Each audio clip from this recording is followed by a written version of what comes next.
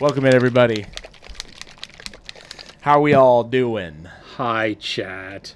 Jason, what's the matter with you? You! That's all right. It's not... It's not all right. We must, It's not all right. I think it's okay. This guy, chat. Why don't you tell him, Jason? Why don't you get it all out now? Nope. It'll come in spurts. It'll come in a prolonged process. How we all doing? Jimmy the Saint, Captain Schmo, Sasquatch Paints. You feeling better? Shadowcat feeling okay. Wad, Sarcastic, Travel Cedric, Sazzle, Captain Schmo. How we all doing? Hello, Chris. Hello, Jason. What up, Sasquatch Paint? Excuse me. Hi, everybody.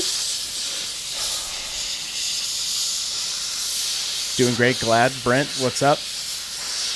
Who else we got? Jimbo, the Amazing, That Chai Cat, Oaken Fury, Jeff Before Dishonor, Pickled Jag. Welcome in, everybody. We're hoping you're having a great Wednesday. Bless you. Bless you too, my son Brent. Bless you. I feel like I already did today's stream because I was rewatching yesterday's and the other ones for a couple hours. I tagged the time marks for the 2 lessons yesterday on the YouTube. Nice. I learned yesterday that the term goodbye stems from God be with you. Goodbye. It was God be with you. There you go. Ye. What's this model today? Asked the Amazing. Oldie English. Oldie English. Yeah, oldie English. Oh, yes. Jason, what is this model? As Chris put it, it's just another wolf. That's what Chris said earlier. He goes, well, I noticed you're just painting another wolf. And I said, Chris, when have we painted a wolf? He goes, well, you paint wolves all the time. And I have yet to remember any time in the history of this stream that I've painted a wolf. Have I ever painted a wolf? I don't think I've ever painted... Oh, I painted a werewolf. You have painted a wolf before. It's been like 6.5 years. Let me just make something clear here. There's somebody in the chat called Pickled Jag. I'll come paint today with the understanding it's going to be an exercise in patience with Jason teaching me. That is the lovely Jose, our director of operations. What is it? What's his name? Pickled Jag. Am I saying that right, Jose? I would assume so. He's screaming at us from There's the that. There's that 10-second lag. Anyway, welcome in, everybody. Jason, how many coats of varnish should I coat my models with? What is the varnish for? Is it to protect Top it? coat, like a top coat protection coat, or just to like change shine? Protection coats, you should put probably 1 or 2 if you're using a thicker lacquer, or enamel. It's usually going to be a lacquer spray, something that's heavier, or like our clear matte varnish in the spray. Typically 1 or 2 coats till you just are wanting coverage in the matte evenly across the model, and that's good enough. If you're using an acrylic as a top coat, probably more like 3 coats, thin coats. And I don't mean you have to thin it, you just want to make sure you're not holding and building up a ton of paint with each pass on the model. Okay. But yeah, that's typically where I would say you're best suited to start. What color is this, Jason, that you're using? Red. Red. It's a red. It's a red. It's a red? Yeah, it's a red. Why are we so far off to the... I didn't move it since yesterday. To the left. That's very strange. Let me look. I'm in the center of the paper, right?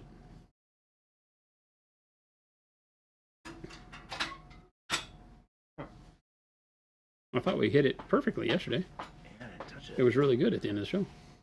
About. And then down a bit. Or up a bit, I guess. Oops. Bingo. Bing, bang. This model's a little bigger, but... There you go. How does that feel? Nice. Yeah, this is red oxide. Oh, it is red oxide. Is it it's the primer? Yeah. Okay. It's red oxide primer over the top of our black spray primer, the rattle can. And this is the Lord of the Hunt. Old Umbry? Old Umbry Lord of the Hunt. Is he a Warcaster? This is a solo, believe it or not. Most of the Warcasters are kind of small, aren't they? There's big ones. But yes, right now they're all fairly small. There are, there's a Signar one that's pretty chunky. There is a Khador one that's fairly chunky. There's two Khador ones that are fairly chunky because there's one that rides a bear that can be used in Old Umbry or regular Khador. Anthony Gray is saying, how much thinner do you use, or what PSI do you run your paints through an airbrush? This is not at all, but it's a primer. But 22. I typically, for base coats like this, I don't thin at all. And when you do thin, what do you do?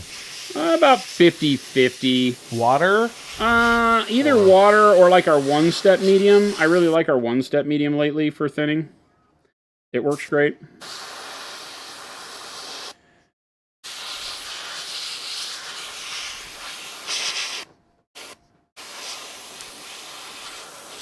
Any Southern Creels models, says Jeff before Dishonored? Any what? Southern Creels?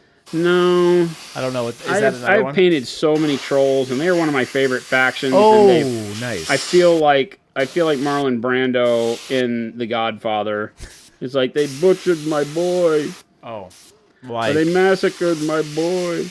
Because the Creels just don't do it for me right now. I'm hoping that they get me some better models. Get me like they're doing it for me. I'm hoping that we get some better models. Trolls used to be really cool with all the dire trolls and very animalistic and champs and Madrak and all the things that I really love. Even when they did the North, the Storm of the North and Cole Grima and all that kind of stuff. That stuff was really cool and some of my favorite models of all time. Yeah. But the new trolls are just a little bit too well put together, too well equipped, too well... What do you like? Well, they're like regular army dudes. They have like guns and backpacks and things like that. And there's too many of the pigs and the trapdoor mechanism for me. So that's one of the armies I have not bought into because it just doesn't appeal to me.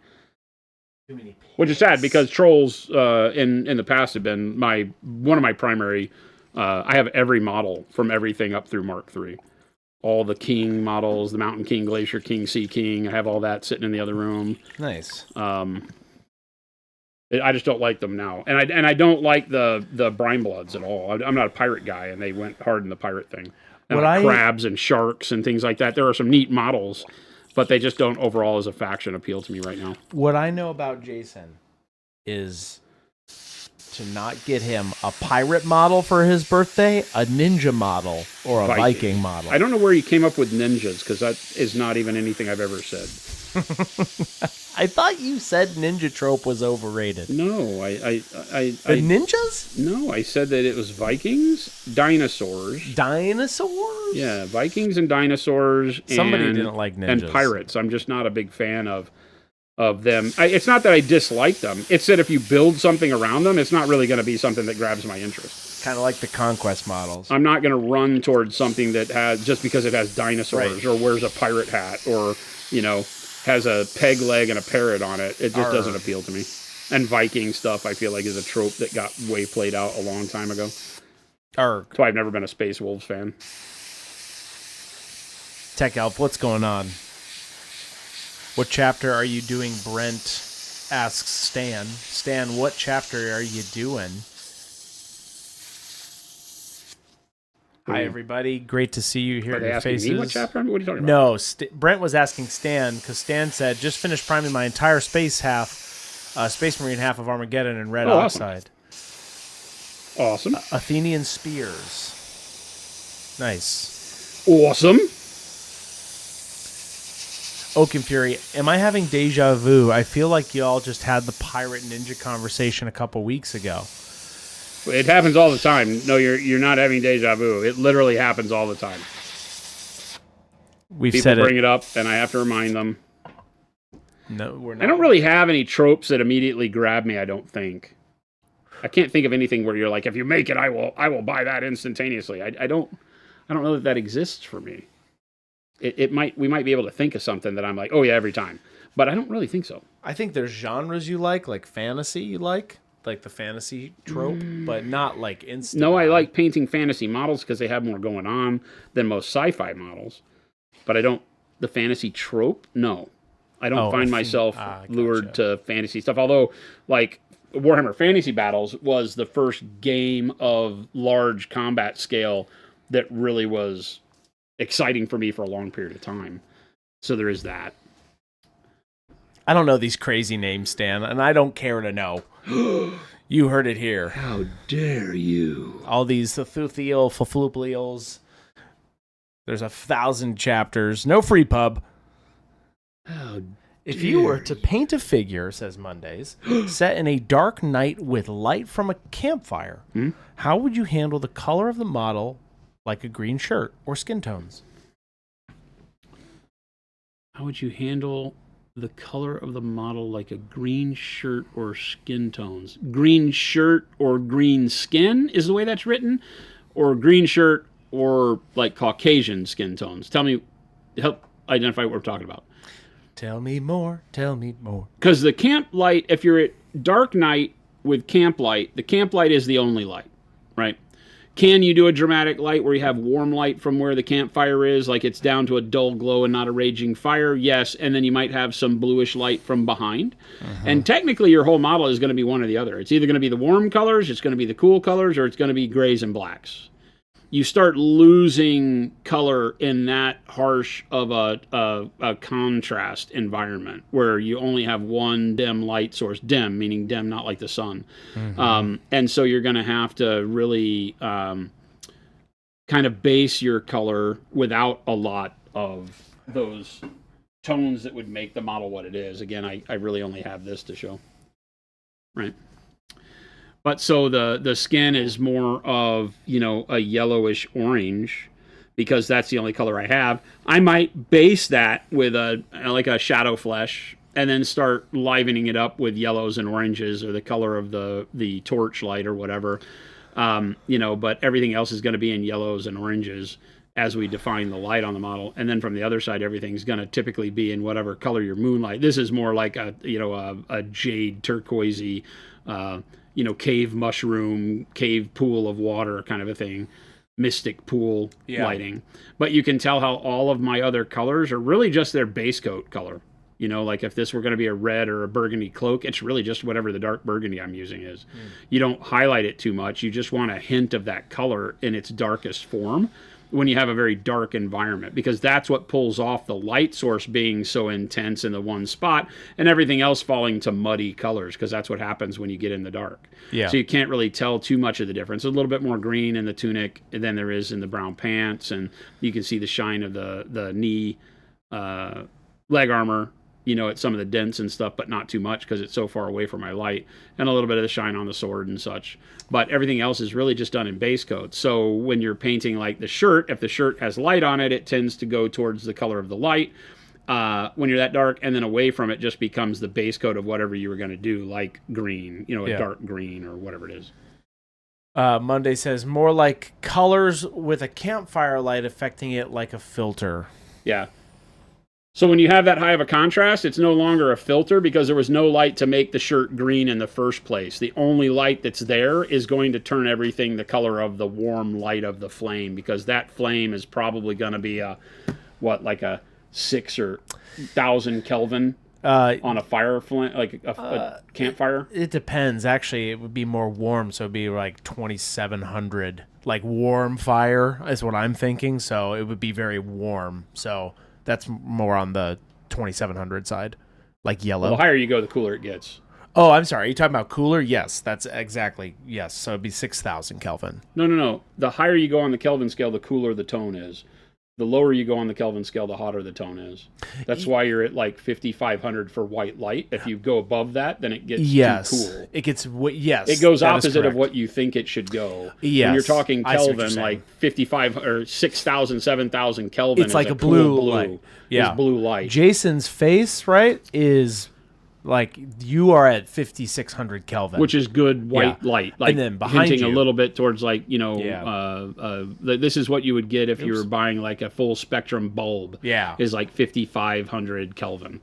And so when you go warmer, it goes to a lower Kelvin, and a flame is going to be so low that everything is going to be, like when you go buy a bug light that's yellow, those things are like 1,000, 1,200, 2,000 Kelvin, and those things are only turning everything yellow. Your green shirt is literally yellow and maybe yellow-green towards the midtones, which is why I'm saying you would just base the shirt in that midtone area, whatever your darkest green color is, and then glaze your light color over the top of it. You don't really get as much filtering when you don't have an intense light that is more in that midtone. I'm trying to interpret the Kelvin discussion. Are you trying to tell me to buy more minis? Yes, 100%. And then buy more paint? See what we did there? Monday says, so correct me if I'm wrong, but start with the main color with the base coat of the object, then highlights turn to a warm tone. Correct. Yeah, but you're not going to highlight. You're going to highlight with your flame color for your fire, not with a warmer color of your green shirt or a warmer color of your skin necessarily. You're going to start filtering over the actual color that the flame would produce, which if it is more like at a soft burning coal, then it's going to be oranges. If it's at a flame, an intense flame, it can be yellows and oranges, right? So that's kind of where that goes. Micah right now, Lone Painter. We're completing design of an aluminum line that'll be coming by the end of the year, beginning of next year. But right now it's all Micah. Got it. Thanks. I'm glad that helped Mondays. All right. Okie dokie. Let's It's a me. It's a me. It's a me, another wolf. It's not another wolf. We haven't. When was the last time we painted a wolf? Anyone? Anyone? Look. I challenge you because I'm looking around here and I don't see any. The last time we painted a wolf. He's not going to find one because we haven't painted one. He can hunt and hunt and hunt, but since Chris has been here, we have never painted a wolf. March. Not even. 12th. Not even. Of 2025. Not even. Show me. I just made that up. He's lying. He's just making it up. He's just making it up. Yeah, one step set 2 will be Gen Con. You have the possibility to order them in the EU as well on the website, like set 1 by any chance. Maybe not at the exact same time, but very quickly afterwards. Yeah, we'll let you guys know. That time falls at our summer closure for the EU office, unfortunately. Our team is taking their summer vacation at that time. So just as the date of Gen Con doesn't match up with an open day for shipping at the office, but they'll be very close around there. So you won't have to wait very long. Keep an eye out, though, for our socials. We'll let you guys know when stuff goes live for sure. I think I'll do pale yellow over the top. Just because, I mean, why not? Why not? Why wouldn't you do pale yellow? Are you going to airbrush it? Ooh, but what if... No, I'm going to do warm flesh. I'm going to airbrush it. Nice. So warm flesh, not pale yellow. Give me a little bit more orange. Okay. I know the last time we did a fur cloak, which is not it. No, because Horace has a wolf pelt. Technically. No, I was talking about Antonio El Tigre is the last time you did fur. On the bust, on the back. Okay, well, that's 100% not true because I just did fur the other day. But I have not painted a wolf. Not wolf, yeah. So, just another cool wolf. Fur. Did you paint that, though? I did. We used the white, yes, the bright slate gray. Right. Jeez, okay. Pete. All right, man. Okay. We're all on the same team here. Has anybody brought us another one-step medium? I did. We did. Cool. It's right there, Jason. Fantastic. Right where all the other mediums are. It's almost like he listens when he wants to. It's almost like you asked. When he wants to. I listen. All right. Let's go to here. Stan, Jason, I can tell something. I can tell you something else Chris made up. On the resume we don't have enough time for this discussion today. On the resume he submitted to you. Wow. I didn't submit a resume to Jason. He didn't submit a resume. We just hired him because he had been around hanging out in the parking lot, vagrant. We got sick of calling the cops on him. It was either that or I was going to win that little office in squatters' rights. I was just holding out the 10-year time. That is true. He used an office here for free for a long time. Well, I mean, he wasn't for free because he did video work with us. He shot all our commercials. I was just trying to make my 9-year. I should have stayed in that little office. It was my grand mistake. My 9 year? Like this squatters' rights, isn't it 10 years if you're occupying a space or something? That's unoccupied, technically. And the building is owned by Monuments, so technically that doesn't work. Speaking of set 2, says November, Chris mentioned there was a demo of Bright Cool Gray on stream. No, Bright Slate Gray. But I haven't been able to find it. It doesn't seem to be last Thursday. Do you remember when it is? I don't. It's whenever he did that fur. Oh, that's cool. Chris, are you sure you're okay? I think your sickness affected your memory. It might have. We're running on fumes. Jarls Tony, okay. In Chris's defense, according to the metrics he's listing to Jason's stat, has increased by 2.3% over the last year. I don't know what the heck you're talking about, Jarls Tony. What? Wait a second. In Chris's defense, according to the metrics, his listening to Jason's stat has increased by 2.3. Where are you getting these numbers? I don't buy it. That's very kind of you, but where are these numbers coming? Who are your sources? What is my name? It was on fur? Yes, it was November. The fur that he just whipped out. That little elf guy he was painting had the white fur. Maybe we'll show it at some point. That's pretty cool. Looking pretty good. Light dusting of color over on this side. We don't want too much. We don't want to make it as bright as the other side, but we want to stitch that kind of bright contrast that we've created over into the shadow as well, so that it's not such a harsh red, right? We go from a bright, the warm flesh, and then we need to have it just kind of frost over here so the red's not too harsh.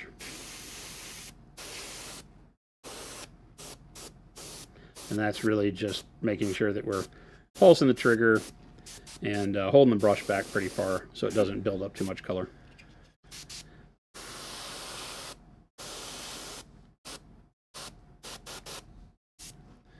Don't believe these numbers. I don't.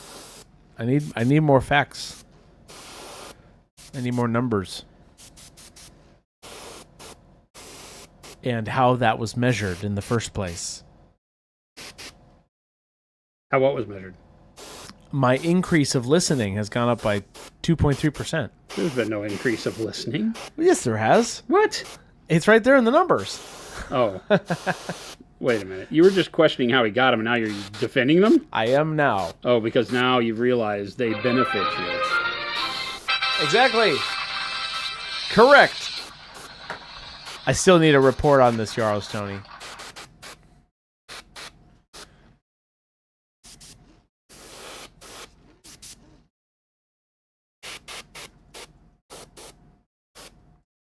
I'm coming for you, Stan. Oh.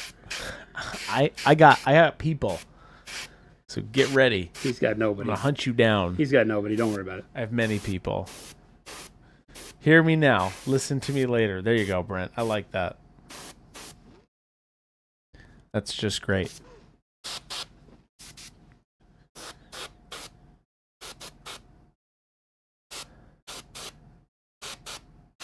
Lapton Live says, I've heard that One Step Set was being released. Yes. We were just talking about that. So it will be pre-released at Gen Con, and then the official worldwide release will be announced. It'll be mid-August.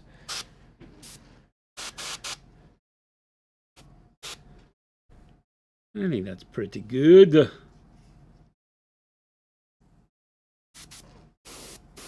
Jason specifically does not like Tony because he's a pirate or pirate adjacent.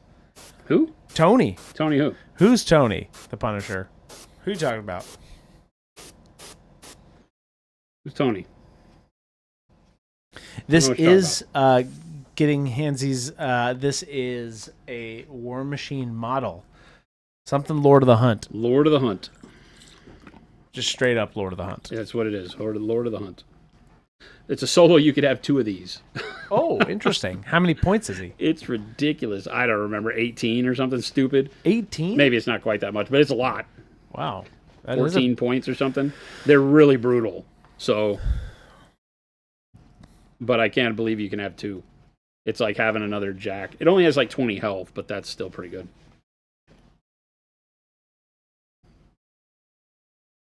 The old Lord of the Hunt was on foot, and he was a absolute menace because he had a thing called like Murder of Crows, where he had a ranged attack that didn't do any damage, but it had like a 10-inch range on it, and if it hit you, the thing that it did was place him base to base with the target that was hit. Oh. And he was Weapon Master with like Cleave, and had an ability he could do that would allow him to attack everything within range. Interesting. So he would hit a guy, you can go base to base behind them, interesting, and then attack everything, and then buy attacks with corpses. Very So he used to be able to like lawnmower through stuff, because if he killed a thing, he got a corpse, and he could use corpses to buy attacks. So he would just go through and kill the first guy, get a corpse, buy an attack, kill the second guy, kill him, buy an attack, buy an attack, buy an attack, buy an attack. That's brutal. Super yeah, Duper it's pretty John. rough. It is the Lord of the Hunt. That's in my cart right now, and Ryan's like, "It only $30." This is the new Master of the Hunt? Question mark. Yeah. Yeah. Yeah, for Old Umbry. You can't use them in Khador. Yeah. It used to be a Circle of Ouroboros, but Super the Circle duper. of Ouroboros like is now Khador Old Umbry. Never mind, it's $80, says Ryan. Oh, yeah, it's okay. not $30. I'm like, wait a second. I read that wrong. He's a cool model. Hey, Ryan, I have more models for you, by the way. Oh. Out of the Old Umbry. The caster on the bear, if you don't have it already. Old. Does Ryan, are you running this? And I have the caster with the gun. Nice.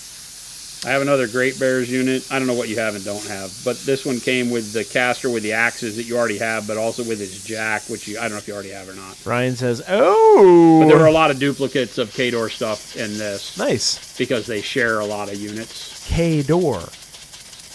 TK's asking, what's the recipe here for the fur you're following? I'm not following. I'm just making it up as I go. But right now, this is warm flesh over red oxide primer. And you and I have to leave early. Just wondering what other layers you're incorporating. Is he going to be like a gray wolf? I don't know yet. Maybe, probably like brownish gray. Brownish gray. I think. Oh. Bearcaster, sign me up. Yeah, there's a Warmachine and Old Umbray caster that is I think it's a girl, a woman on a bear, on a big bear. It's over here on the table. Jeff Brando says, are there going to be shirts and hats available at Gen Con in case I spill on the ones I already have? No. Those are only buy direct from the site currently. What needle size does Jason use for priming? He uses a 0.3 at 22 PSI. This one has the axe broken, but I have the axe part. But yeah, she's like riding on a bear. Oh, that's cool. Just you can just glue it big back. axe. Oh, interesting. And riding on a bear. He's got a big axe. Big axe, riding on a bear, and standing on a skull of something. Can tell Jason is a hobby addict. One of the big things with addicts is trying to include others so they don't seem as bad as it. Oh yeah, I totally bought this army for him. Yeah, there you go. Totally. You did? Totally. You did. You heard it here, Ryan. Totally. Super awesome. I already gave him some models. Oh, that's how they get you started. Yeah. Heck yeah. That's why I buy so many armies. So I'm like, hey, I have enough models that everybody can play. Right now, Chris and Philip and Gabe have all played with my armies to get used to the game. Yeah. And that's how that goes. There you go. All right, let's do a little bit of dry brusha. Are there any plans to get your alt caps for your paint lineup? What are you talking about, Relis? Yeah, what do you mean? We do sell alternative caps, 2 different styles on the site. Is that what you're asking? But no, we're keeping our cap design. Yeah. It's really good for sealing your paint and not wasting anything. It's literally the best. People that gripe about it are just too used to dropper caps. Yeah, dropper caps are a massive waste. And that's my TED Talk. All right, I'm going to get a DD3. I do not need such a wet napkin. Over here doing jungle bases and have no idea how these are going to turn out. Shailene, that is a part of the journey. Nice. I did that with my desert bases recently. Be brave! Oh. Is that Jose? Jose is watching it, so I just heard it. Jose's watching with volume on and in the other room, That's and I just heard myself say, be brave! I've increased our volume here on the stream, if you all have noticed, but I have a cap limit where it has a hard limiter, so when Jason decides to be brave, like he just did, it won't blow out your... See, there it is. There's the cap. You see it? Perfect. It's working. It's working great. That's wonderful. Ooh, you're dry brushing. We just talked about this yesterday. Yes, Relis, go check them out. You can buy the flip caps. You can get the alternative just drop things that we have as well, but that's already on the site. Still very loud, though, AirPods. Hey, Stan, I can't help you. We are who we are. We are who we are. No, sorry, let me say that like a pirate. We are who we are. Arr, and I can't be no more. Now, although we don't like pirates, or Jason doesn't, Jason could be an excellent I said pirate. It's not that I don't like pirates. It's that I'm not going to be initially just attracted to something because of the pirate aesthetic. It's just not something I care about. I see. That's the thing. Like, if you make a pirate game, don't care. Don't care. We did this stuff with Firelock Games, and they make Blood and Plunder, and it's a really cool game, and it has pirates in it. It is cool. I have learned to like it because it's a really cool game. It's not that it got me to like it because it had pirates in it, right? That's what I'm trying to get across. Chris, you can do a better pirate than that. Put some real effort into it. Don't tell me what to do, Stan. Whoa. Stan's giving you the business. He said, Chris. Yarr. Yarr.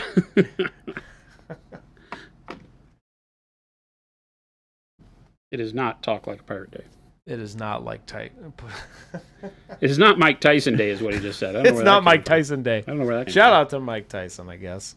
Why not? Guess. No free pub. You're right. What am I doing? Don't bait me, Stan. Never again. Found out an old workup on the monument site, perfect for ogres. Thank you for putting them up, and look, won a second best painted award. Oh, heck yeah. Oh my gosh, for my Hellsmith using non-metallic Blood Angel Scheme Loving. Yes, awesome. Was that one of our methodologies? Maybe it was. And Tim, what a great segue into this next bit. If you are looking for some workups, you can check out our methodologies page right here. There you go. I'm not doing it because people were bitching about their ears. No, don't you worry. They'll be just fine. They'll be deaf like me. They won't be. You'll be deaf it's just like Stan. me. He'll be fine. Be deaf like me. It's fine. It's fun. It's fun to say, huh? All It'll the time. never Trust go. me. Stan, Chris, have you seen film Hot Fuzz? Can't imagine you have. But give it a watch. There's a supermarket worker who literally just says, yarp. How you said it. I know the film. I have not seen the film.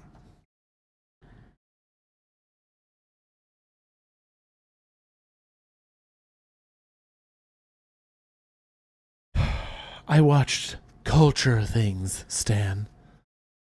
What? Cultured movies, Stan. Like what? Like the SpongeBob movie. Yeah, I was going to say. Did Chris just transform into an orc boy? I don't do any of this. That was my imitation of Stan.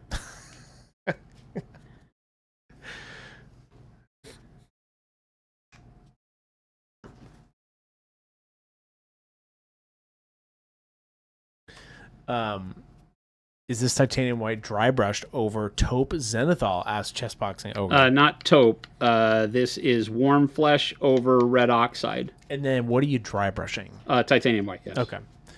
Ooh, are you going to do a fun filter on this? Yeah. Ooh. I am. I am who I am. Somehow this turned into Pirate Mr. Day, Turner. like, Arr. You must be good and lost to find a place that can't be found.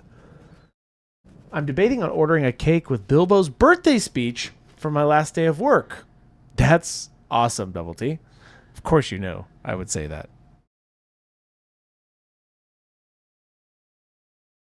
Being brave with a dry brush on a 3D printed model there, says Ryan. I know, on some of the bits I'm like, well, this could go horribly wrong. That's okay. We mentioned this spear yesterday. Is bendy. We mentioned this yesterday, though. You see where Jason grabs his dry brush? It's not at the base. Less pressure. It's not at the ferrule. It's at further down, like choke back on the brush. That way it bounces a little bit more off the model and provides less pressure. Yeah. It also prevents a lot of the chalky buildup. If you hold your brush like this when you dry brush with it, you run the risk of putting too much pressure at the tip, and then you can get a lot of extra texture that you don't want. So try to hold back. I mean, is back as far as like this. Yeah. Right? Even further. It's almost like a dusting. It literally is kind of like how people dust with a feather duster. Right. Yeah, you just want a light pressure. It's going to work just fine this way. You may not have the same dexterity with your fingers holding it back like that, but it will prevent you from over pressing, if that's a term. Over pressing? Well, you're just not going to put as much pressure on the model this way. Shailene, our hobby shop run yesterday went well. We ended up trading in a few cards for $800 store credit. So we got a lot more paints and models that we originally planned. I did pick up transparent white to try it out. Nice. One of my favorites. I love transparent white. I just also like blasting things with OSL effects. So transparent white has become one of my best friends. It's pretty good. It gets some detail back out of it.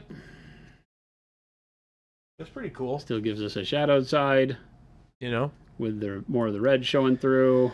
People dust. Warm flesh showing through. What are you talking about? What? This is setting us up for a good application of wash set / one step. Oh, no. Haley says, literally snapped the axe off a 3D printed resin model yesterday with giving it. Thought it was very light and delicate. Hey, you can always glue it. Hopefully there's still hope. Well, you can always fix it. If you can find the piece, you can fix it. This arm was busted off. Both the antlers were busted off, as well as the little pieces at the top of the antlers. So this antler was busted off. That one wasn't, but the top pieces. So 1, 2, 3 pieces were broken off the antlers. You can see there's a piece of the braid that broke off that it wasn't in the box, so I don't have it. So I can't do anything about that. The spear was not, which I was very thankful for. On this model, I think that was it. Just the arm and then 3 pieces on the antlers. Yeah. So I got, but you can put it all back. But yeah, I mean, I've had a lot of these models come straight out of the box with so much broken that it's depressing. And I've been able to fix most of it. If I can find the piece, I've been able to fix it. Some of them I haven't been able to find the pieces, so that sucks. But Peruski, are transparent colors like acrylic inks? They are better because they use a real acrylic resin that is made for painting models. Acrylic inks don't. They have an acrylic resin in them, but it's a very lightweight resin in most cases because they're not meant to paint on solid surfaces. They're meant to paint on porous surfaces and give you enough hold to do so. So that's why we made the transparents, was to give you a better alternative to inks because they're actual acrylic paint. Do a much better job of adhering to surfaces, not re-wetting. You can glaze over the top of them and they act the way you would expect them to. They're awesome. Like dude. Very flexible. Transparent. Single pigments. So they're very, very, very vibrant. Transparent orange. Tons of saturation. Transparent orange over transparent white is one of my favorite firelight combos. Oh, yeah. Just for fun. I did my whole troll army for Middle Earth strategy game. Those trolls, I did that with the fire, and I love it.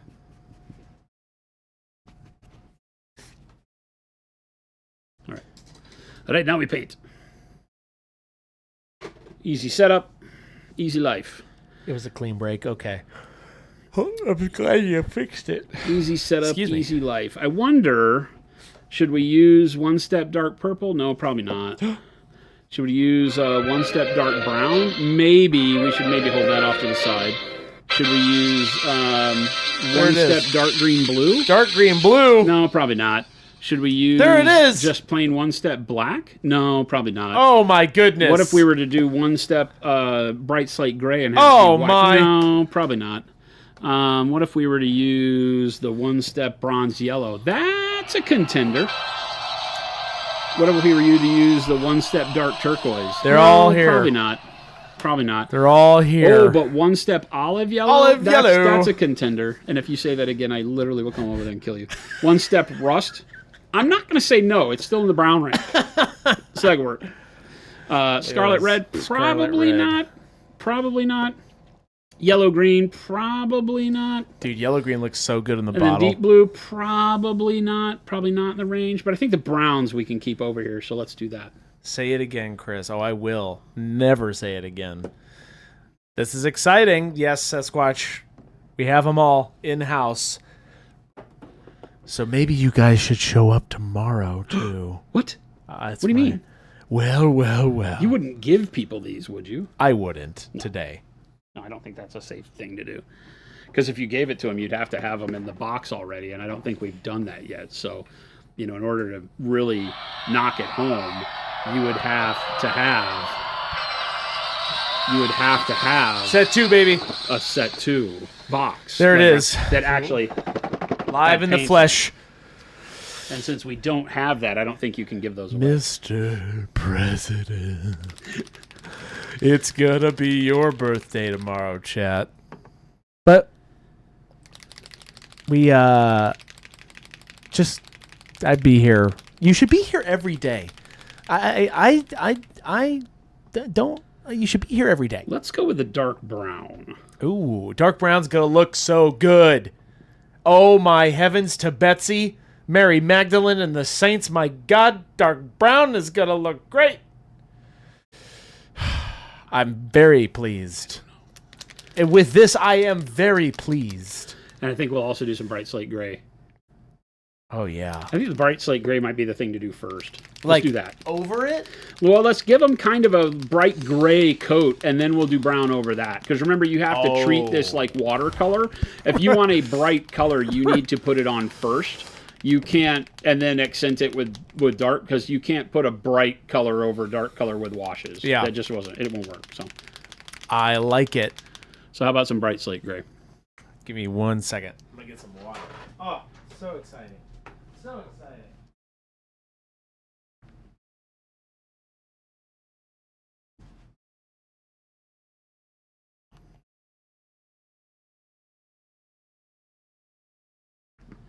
Whatever cough medicine he's on, please wean him off of it.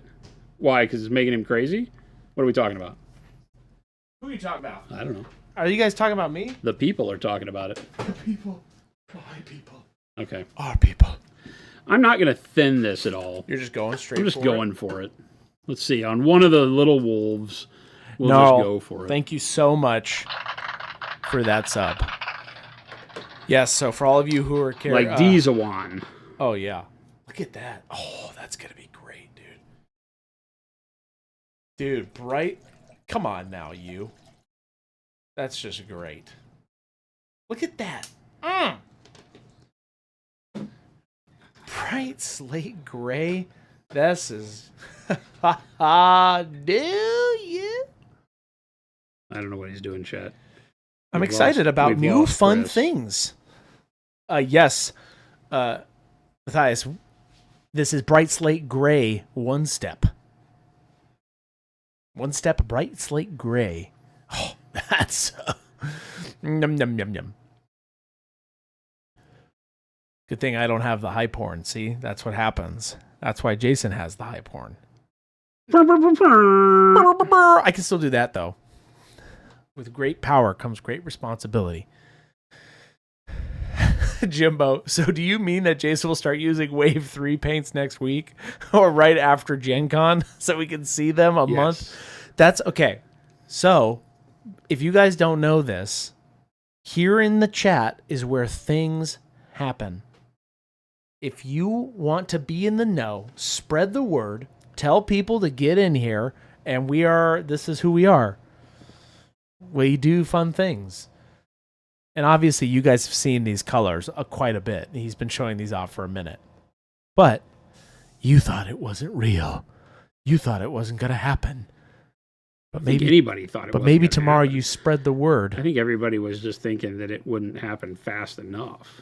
Right. In the box, no starters, no pre.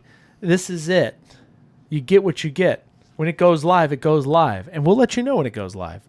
First with the pre-release at Gen Con, and then mid-August. You like that? How'd that sound, Jason? What are you talking? No, Jason's in painting La La Land. He's in the zone, as the kids say. Is that what they say?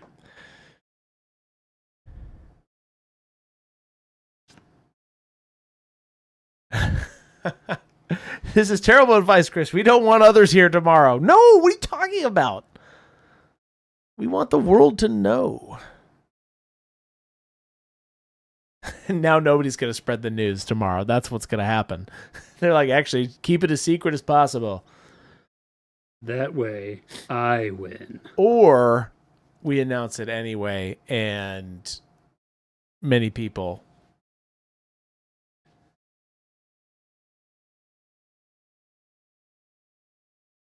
start spreading the news. Thank you, the amazing. Oh, my God.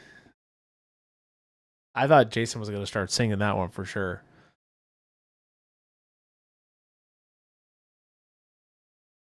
Interesting technique. I would have never thought to paint like that. Are you saying that or somebody saying that? No, somebody's saying that.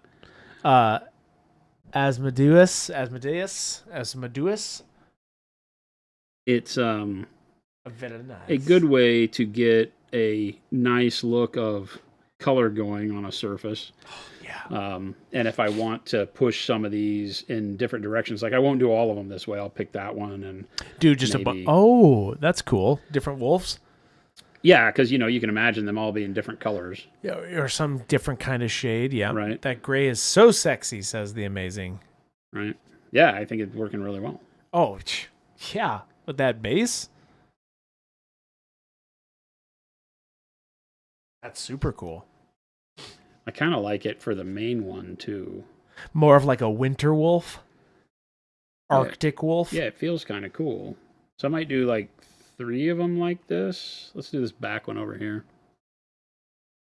I'm very excited to see that dark... Well, I've already seen the dark brown, but I'm very excited to see it on this model in particular. Well, and I'm going to be thinning the crud out of it and using it kind of like a light filter over this gray that we're getting out of the bright slate gray on here. And so that'll let us play with it in a totally different way.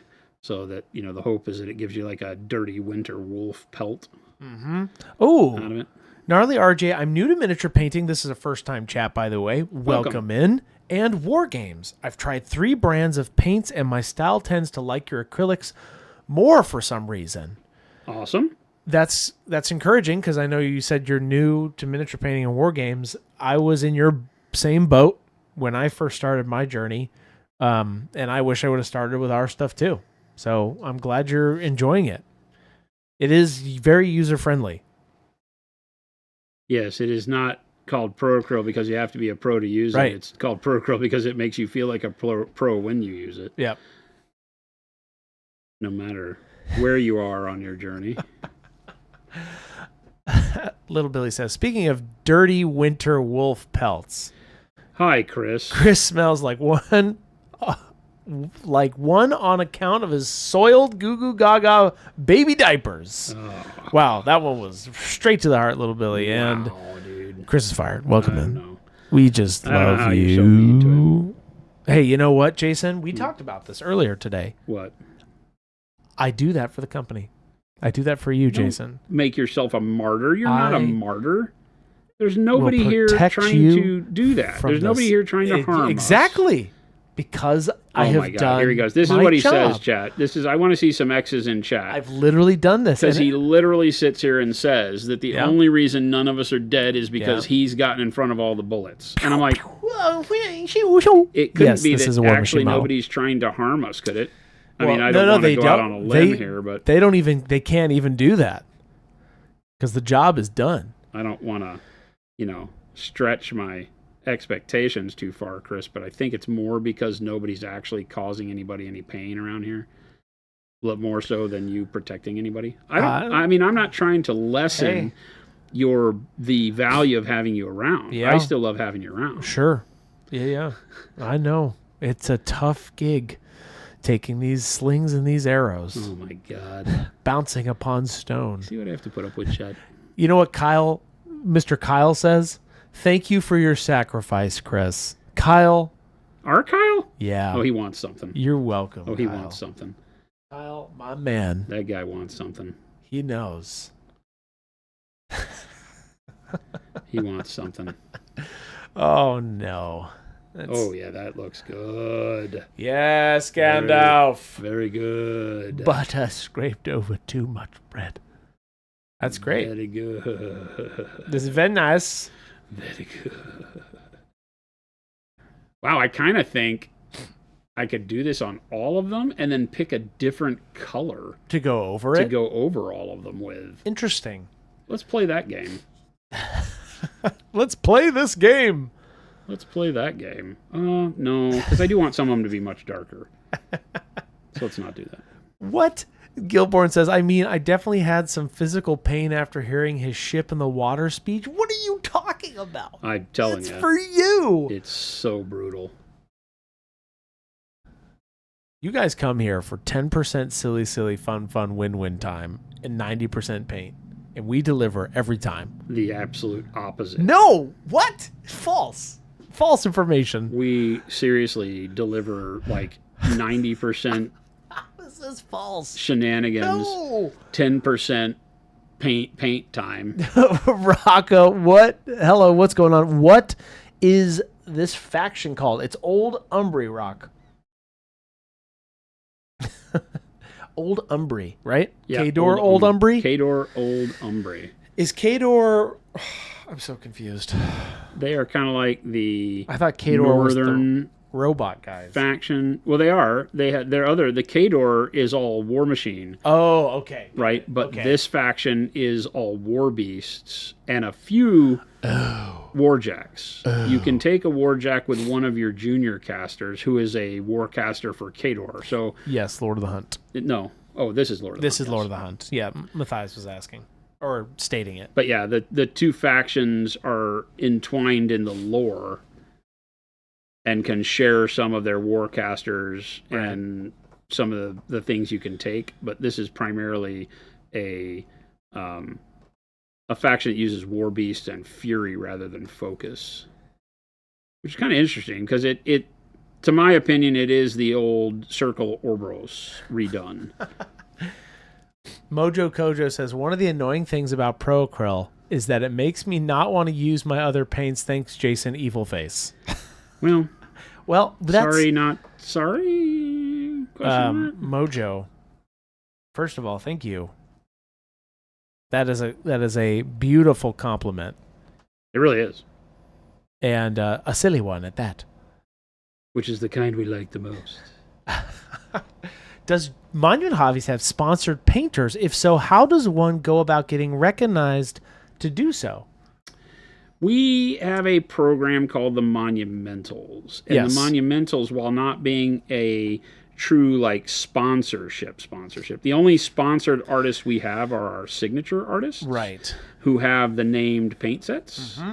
So Louise Sugden, Vince Venturella, Ben Kometz, Matt Seshwish, Mashik Banashek, John Ninjan, right? Those are our sponsored artists, if you will. Yeah. And then we have the Monumentals, which is a program where we support creators who have channels of their own, do YouTube videos, all of that stuff, and are building communities so that you can get paint for not only yourself and your studio, but for giveaways to your community and things like that. So we don't treat it as sponsorships because we can't, necessarily always be involved to, make sure everybody's being above board and all that stuff. There's all sorts of internet drama, and we try to remove ourselves from that. But yeah, you can get in the Monumentals program. It's monumentals.monumenthobbies.com for the application where you can apply. You can see all of the requirements there, and the team will vet all the applications and usually get back to you within a few weeks of your application. It's not always instantaneous. Depends on where the promo group is in their timeline at any given time. But they'll get back to you and notify you of, status, and it gives you an affiliate code and coupons for your community and all that kind of stuff. So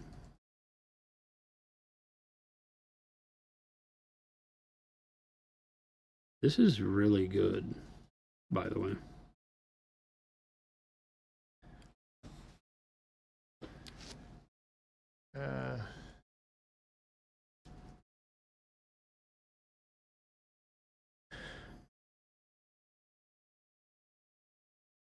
That slight bluishness to it is just perfect.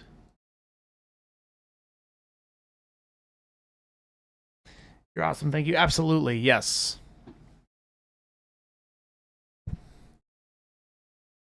Yeah, we have a ton of amazing artists in the Monumentals program. We don't ask anything of you other than to be good people, support good community growth and hobby growth and excitement. And we want to help people in doing so.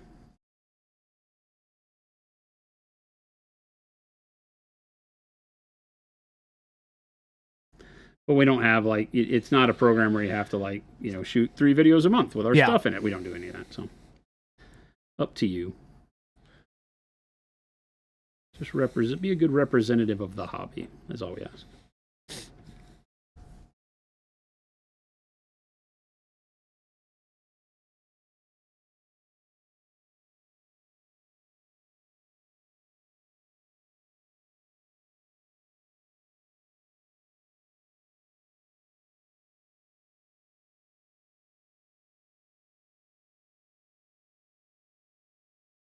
Rough textures like hair like this and other things might form bubbles as you apply the paint like this because of the formulation. Just go back and wick them away. Generally, they'll dry without any issues, so I'm not too worried about it. But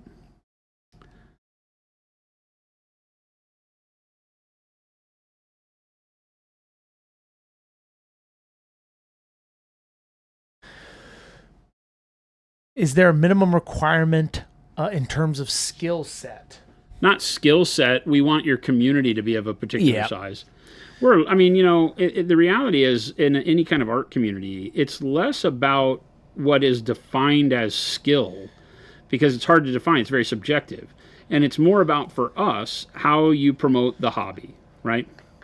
Are you a grand promoter, somebody that loves a hobby, gets other people energized about it? Then you're right for the team. Does your community rally around you when you have a birthday stream and other cool stuff going on, and provide them with an outlet like ours does, that people can feel enjoyment at the end of a long day by going and hanging out with friends in the hobby? Yeah. That's what we look for. It's, we will turn down people that we look at who have amazing Instagrams with amazing painted models, and then we'll look at it and be like, yeah, but, they may not be the kind of personality we support. They may be that they are causing drama in the community too much, and that they're angst-ridden all the time. I don't know. Look at that. Look at that right there. That's it just is so good, right? Yeah. That's so good. What a unique color. Works really, really well for this, what we're doing here. So very happy with it. Then how is Chris still here? Mo! Well, I take high offense. And by high offense, I mean I'm building a fence. Hey, Mo, you know you love me. We don't always get deep it right. down. Mo, I know you love me deep down. Way deep down. Way deep down. We don't always get it right, but we try. Glad you're here, Mo. A fence that will be very high. Jimbo, thank you. Yes. Mo's like, deep. That's what I said. Awkwardish says, peeking out lurk to say hi because y'all are wonderful humans. Awkwardish. Thank you. Going We're on, teasing Arthur? off some stuff right now. Hope everything's going well for you, girl.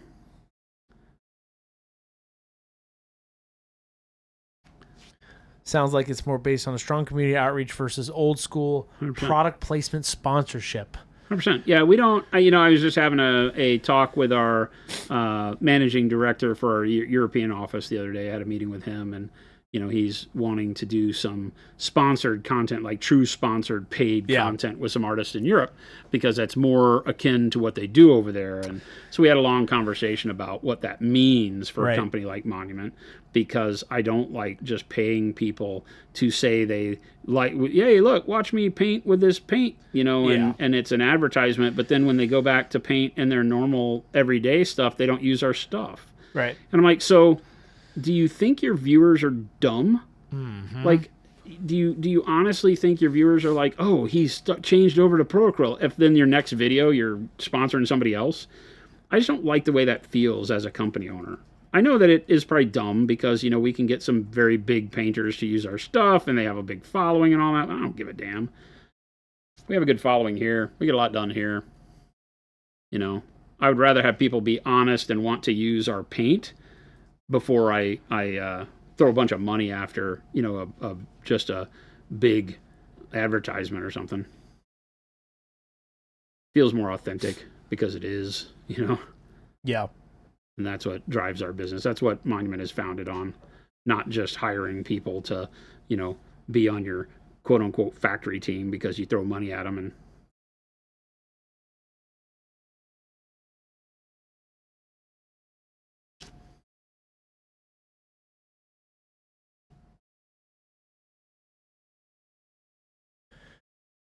We can confirm that he's been in my studio. Oh, meanwhile, I have a wall of Monument paints behind me. Yes, Awkwardish.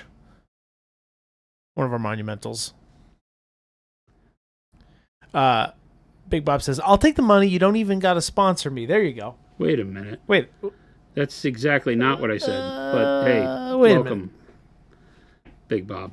Big Bob's the king of exactly hearing everything I didn't say. How you doing, man? Hope you're doing well. This is a cool color. Yeah. This is a cool color, Jason. Giving us a really strong base It is. to build from. I like that I've got more of the yellow around the noggin there.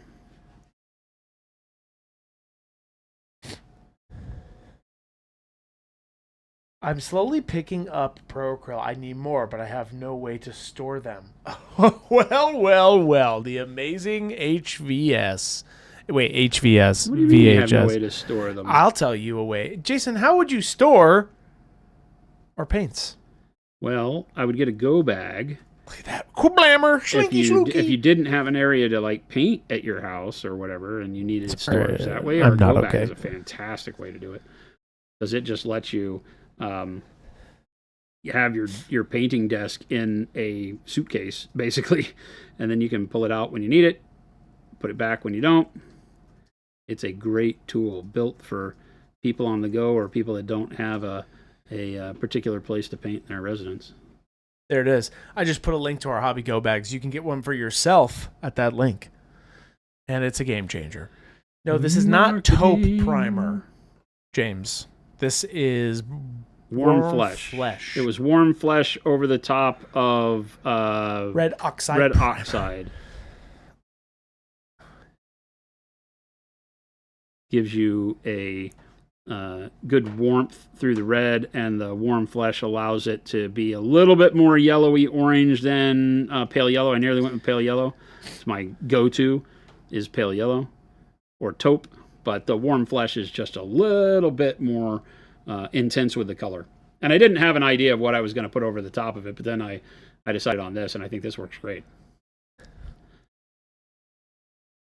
It just gives that little bit of red popping through, the little bit of the warmth on the faces and stuff pulling through this bright slate gray, gives it a little bit of a greenish yellow hint.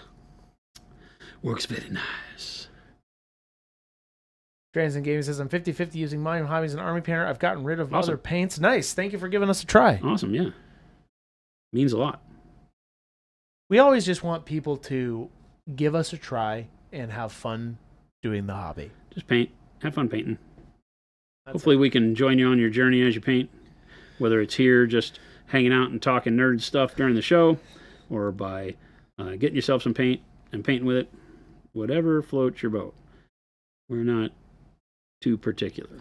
Little Billy says, will you ever come up with something for storing Chris in a dark, damp place indefinitely? I am in a dark, damp place. Wow. It's called chat.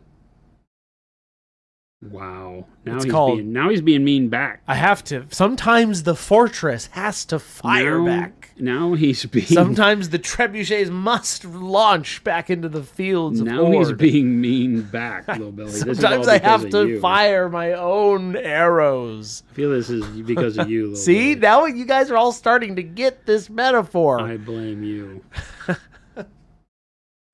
I always will. Sometimes the fortress goes on offense. Let's face it. You're all just picturing this little scene that I've just made up, and I'm loving it. That's right.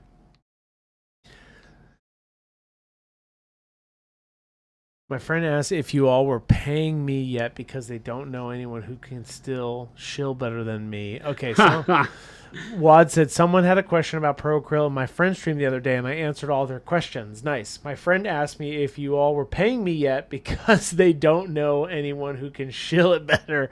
Wad, that's why we like you. That's why we love you, Wad. Stick around. Round, round, get around, walk it around, round. There it is. Get around, wow, wow, walk it around. Woo, woo, woo. Big Bob says, then we shall request Mama Sushi visit again to get your back to reality. She's never coming back. I don't think she knows how to hold him down. I think she's given up. You can see it in her eyes. She's never coming back. You can see it in her eyes. She's banned. kind of done. She's banned from stream. She's not banned from stream. I'm the only one that can do that. No, I'll ban her. Oh, you can't do that. I do have the power. You can't do it. He'll be like family dinner. Where are you? Saying, nope, you're not allowed anymore. She's a nice lady. Ty says, I allowed. shill Pro Krill every day. Yes. Thank you. We appreciate you guys. You're part of our family. You're a part of us. You mentioned using unique zenithal color combo to use for one-step paints, purple base, and what? Taupe drains in gaming. I love taupe is that. great. Our taupe primer is fantastic. Yep, you do purple, dark purple primer. You could do, I've been doing a thing of red oxide primer and then taupe. So I've been doing all three. Yep, and then pale yellow works great in place of taupe. You don't have to use the primers. You can come up with your own color schemes. What you want is a good colorful shadow tone. So dark purple, red oxide, dark blue, Payne's gray, things like that. And then you want to be able to take a bright tone over the top for your zenithal, obviously. But if you can find something that will accentuate the color that you're painting the model over the top, even better. In this case, going with a warm color like warm flesh gives me some yellow and orangish tones on the model that when I'm putting this cool gray over can still help punch out some of the yellow and make sure that I don't just turn into a slop of monotone grays, right? Because I get some neat kind of pale greens in the tail area and on the head. Sasquatch Pain says, I'm still here because Chris promised free ice cream. Still waiting. He did. That was a long time ago. You'll get free You're ice cream. You're committed to the bit. That's Absolutely. For sure. You will definitely get free ice cream. You won't. If you keep tuning in. You won't. Yep.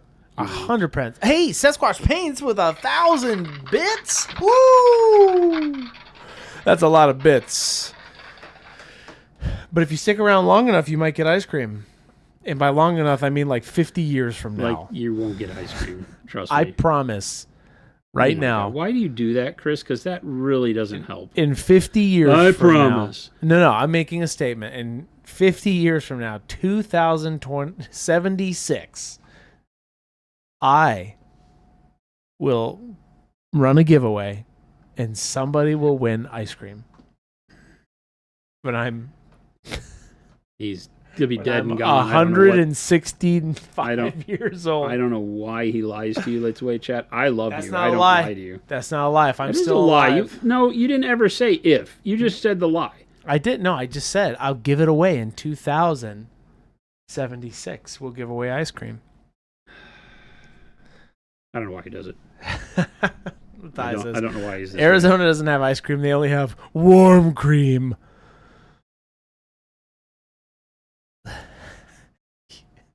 Does HQ have a storefront, or are these paints online and only other hobby stores? No, you can come to our warehouse location. We do have, you can purchase the paint, but I would encourage you to hit this link of an FLGS right here.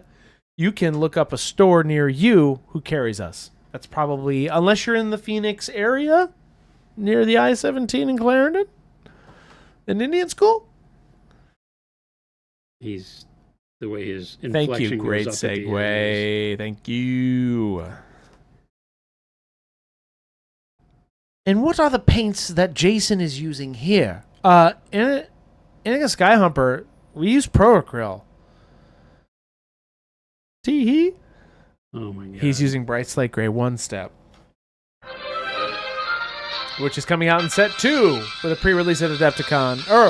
Gen Con. Yikes. Yeah, Adepticon's a little bit of a wait. No. These This are not is that long pre-release at Gen Con, which is at the end of this month. Next week is when it is, Chris. Next week? The end of this month sounds like a long way away. It is literally next week. The end of this month is next week. This month has felt like an eternity.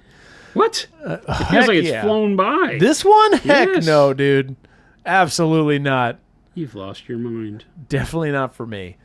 And don't work the same hours the store's open too. No, yes. We are open Monday through Thursday. Will you be streaming from Gen Con? No. We will be here streaming from Arizona. The Chris team and I are is not going to going. Gen Con.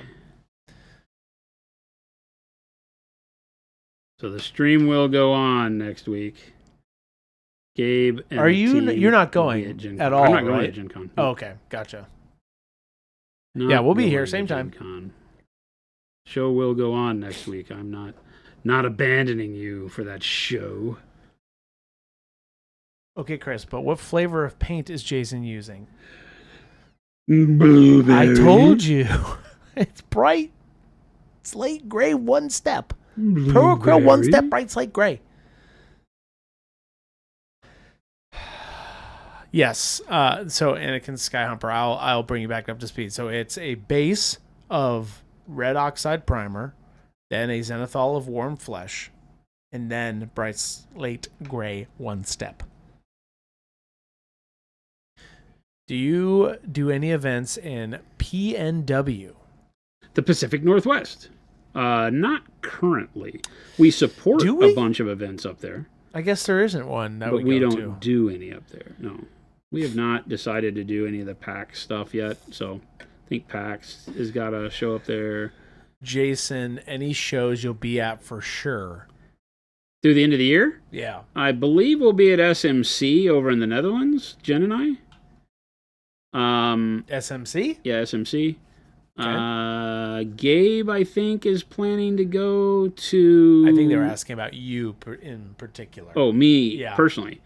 Yeah, SMC, I think, is the last one. Are for you? You're not going to Nova, I don't think. Maybe. Okay. Maybe. Maybe for the weekend. Well, maybe just for like a day or two. Okay, got it. To do like maybe award ceremony stuff. Right. I don't think I'm going to go. We don't have the standard table setup that we're doing there this year. So I won't be spending as much time at Nova. Oh, I shouldn't have done this guy. This guy didn't have that color on him. Let's go back here. I'm really happy with that. Massive Higgs says, how would you go about working up a deep, rich wine red? Think 40K word bearers. Was experimenting with dark plum and burnt red, but it's lacking the vibrancy I was chasing. Great question. Jason's workup yesterday was pretty cool. So, word bearers. Yeah, I mean, I'm using purples and burgundies to get like that, but that's not what you want for word bearers. It's not red enough. So when you're saying a wine red, if you want something that's more of a crimson, I think that black red is a better place to start, because black red gives you something that is more attuned to going into that wine type spectrum. You can go black red into red oxide is fantastic. So those two are great. You could start that with mahogany if you just want it, because for word bearer, or you said word bearers? Yeah. For word bearers, I wouldn't go any brighter than that. And I think mahogany with black red gives you the good shadow and midtone, and then red oxide as a highlight keeps you from going to fire engine red, because the red oxide is still desaturated a little bit but has a good punch to it. So I think that's, if I were painting word bearers today, that's what I would use. And for my word bearers, I would use something like Payne's Gray as a base, but the mahogany would be really good if you just want to stay on tone.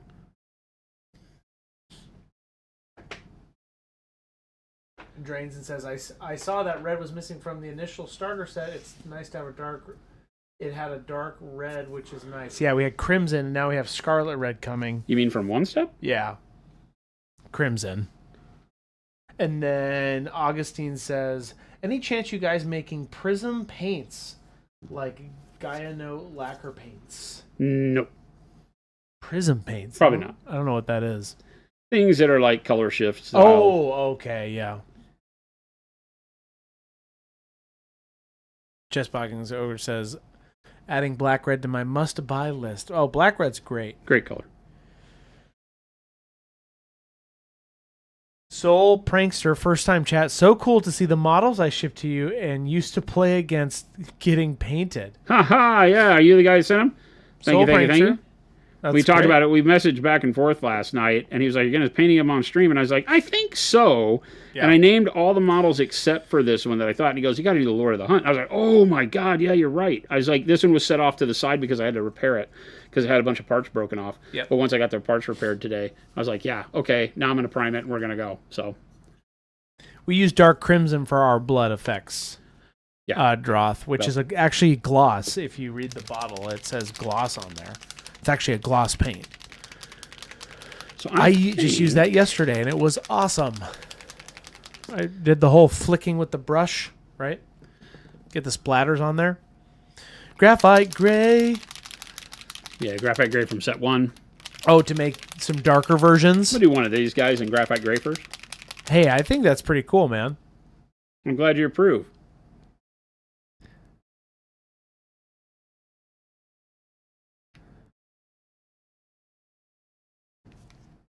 I see. What do you see? Oh, I'm just listening to you. What'd you see? I said, I see. You see what? I see a river. a river. Are you using the one-step layer over the highlights? Yes, he is. Not for highlights. These are base coats. Over the highlights. Over the highlights, yes. Yes.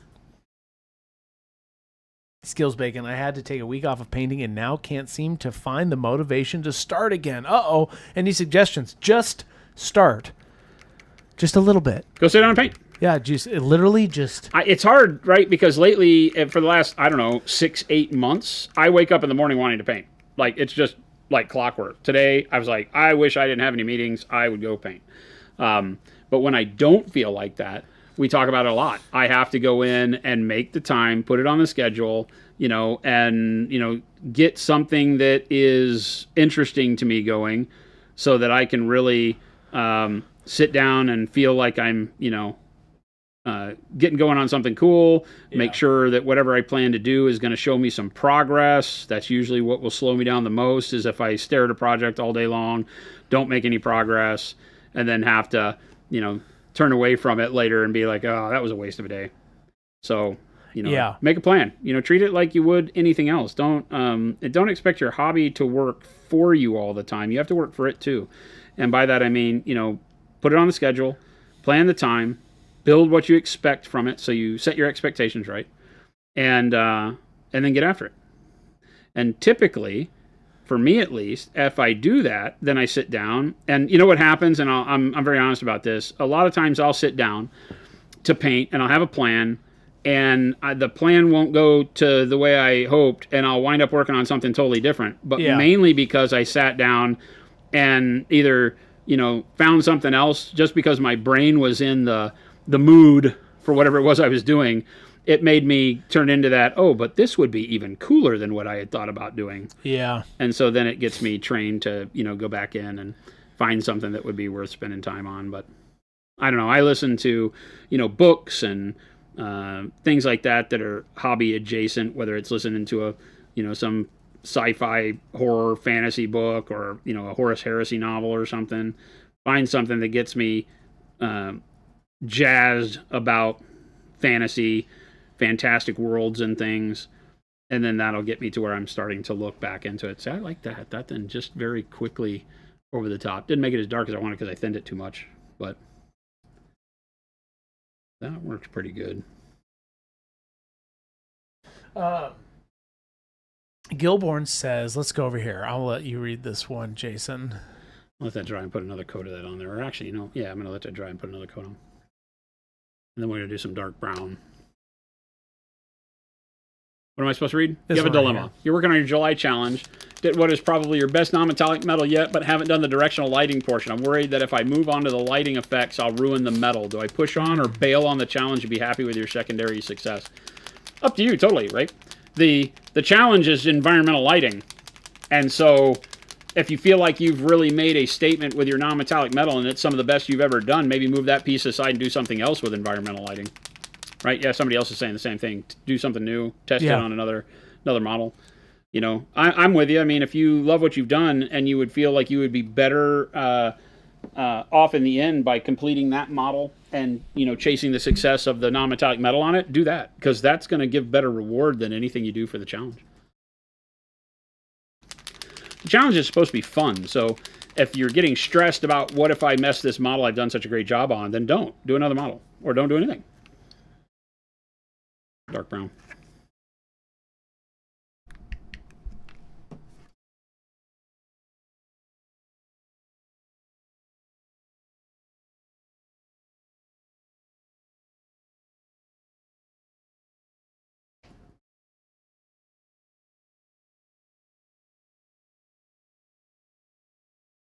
Just a little water on the brush for this one.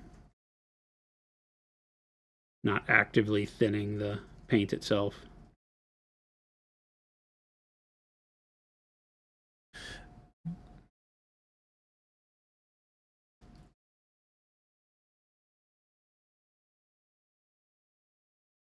I need to. Yes, Rattlecan, we fixed it. Yes. Fix what? Rattlecan says, "Is this thing?" I figured out Rattlecan's issue with the YouTube thing. He got marked as a hidden user or something, so I fixed it today. And to confirm, Rattlecan, you are here, and I appreciate it. I can see you over here on YouTube's chat. And hey, also the other chats, great segue. You can't even make this stuff up. Over on TikTok, Facebook, you guys can't see some of the Twitch chat, but if you have questions, just like I was typing, please let us know. Matthew, you said you're new to the hobby. Welcome in. I hope you enjoy the hobby. What size/shape brush are you using for your bigger models? I use the same brush for everything. Yeah. Although if a model is big and has a lot of open areas on it, I probably am using a number 6 round. Yep, number 6 round. Hey, AC Miniatures. Aaron, what's going on, Welcome in, brother? Raiders. So I typically paint, though, with anything from a 2 to a 4, sometimes a 5. I would say that my comfort range is 2 to 6, right? Anything bigger than that is kind of nonsensical for miniatures. Although, again, sometimes we paint what I would call bigatures, right? They're huge, and if you wind up in a position where you're looking at a model and it's like the side of a manta or something, then, all bets are off. Use the biggest brush you can. Yep. But I'm always teaching to use the biggest brush you are comfortable using, because the larger the brush, the better it will form a tip in general, the better it'll hold the tip under pressure. So there's a lot of benefit to a larger size brush. But by large in our world, we're talking about things like, 3s, 4s, and 5s, and artist rounds. I've been really enjoying the Dauntless number 5, Matthew. If you're looking for a brush set, let me send you this link. You probably... Here you go. You can actually see our full list of brushes right here. Right over here. Yeah, absolutely. Oh, dark brown is so good. Yeah, I've been using the Dauntless set. That's kind of our, you know, I don't want. It's not an entry level set, you would say. It's just more of a budget friendly set. If you want to do that, and then we have Sables and Pro Synthetics. And I think I just got word. I think they're counting brushes today. So more brushes are coming. Nice. Wink, wink. Because all of you asked me that, and I just got some inside intel. Inside intel. Wait a minute. How inside? Wait a minute. Intel that's inside? Hey, Aaron, you're the man. My Thank computer you. says Intel inside. Oh, wait a minute. What does that mean? You tell me. You're That's the one too with deep. the plan over here. Jason, What? we have a plan. I never have a plan. Like, literally, never. I just told somebody to make a plan. I'm totally lying. I never have a plan.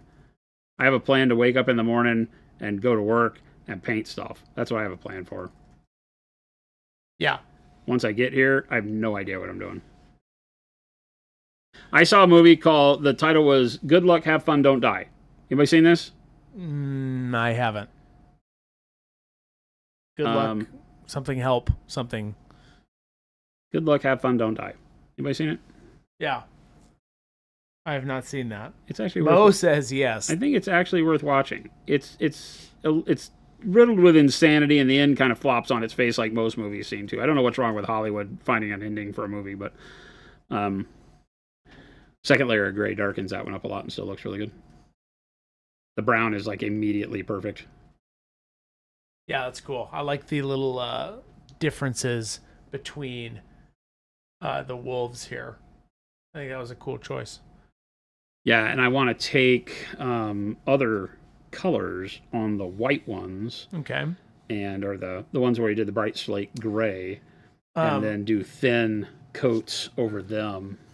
For all of you joining us from that raid and all of our platforms, welcome in. We're Monument Hobbies. I'm Christopher, and that's Jason. Hi! And we are the makers of Pro Acryl. The paints you see Jason using right now and all the hobby goodies that he's using, he is showcasing Pro Acryl set or One Step Set 2, which is coming out I'm at kind of Gen showcasing Con. all of them. Yeah, you're kind of using from all. set one. That is true. But you were using Bright Slate Gray on That's the only guys. one I've used from the other one. You did show them off, though. He was showing them off I all did the show 'em off, bottles. but that's the only one I've oh no. Just used dark brown. Yeah. And we're giving you guys some hints about tomorrow's stream. Wink, wink. Nudge, nudge.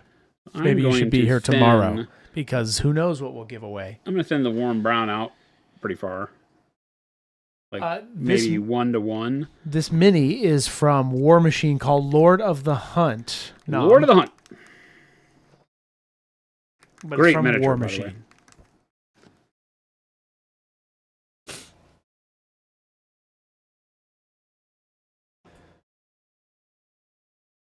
the way. We're just doing base coats, and the way we're doing our base coats is to use a really cool red oxide and warm flesh base tone.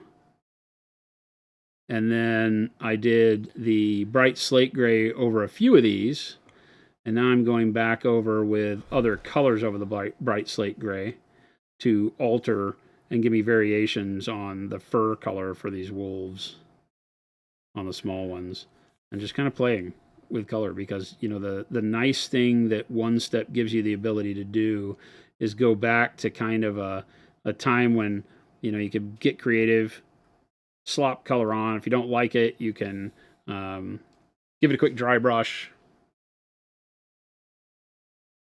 put the color back over it and darken it up more, lighten it, do whatever you want.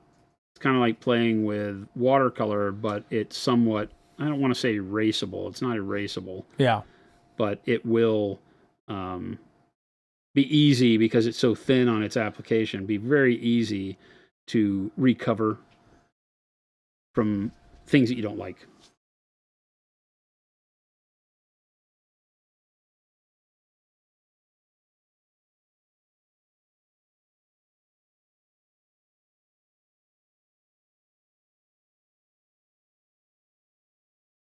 Ooh, okay, here we go. We got a long question here. Give me a second. How about you're like, ooh, like you're excited about it. Well, it's good. World's Dumb's Best Lawyer. World's Dumb Best Lawyer. Great name. First time chat.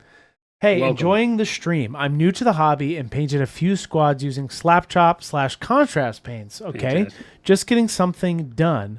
I'm trying to learn to paint more traditional way, like the box art, but I'm getting lost in all the layering and shading and edge highlights and stuff. Okay, do you have any tips for relative beginners trying to paint in this style? Painting Jacari, if that matters. I mean, it does. You know, if you know, number one, paint what you love, and stick to it, because as you're learning, making sure that you're interested in the project is one of the biggest keys to making your learning successful. So if you're painting Jacari because you're going to play Jacari, great on you. As far as like when you're learning to move away from, you know, those first projects where you're doing more of a, you know, maybe a wash and highlight and, you know, then you can get into, I like that. I like leaving this one white and kind of a warm brown gray and dark brown. And then we'll bring those pelts back up. That warm brown really saturated that gray more than I thought it would, but that's really good. You know, when you start to layer, and the simplistic way that I say to start is that your first goal is to keep the paint where it's intended to go. We're painting big coloring books. Well, maybe not big, right? Jacari are fairly small models at the end of the day, but you're painting a coloring book. Everything's already outlined for you. Get the color where it's supposed to go. Make that your primary focus.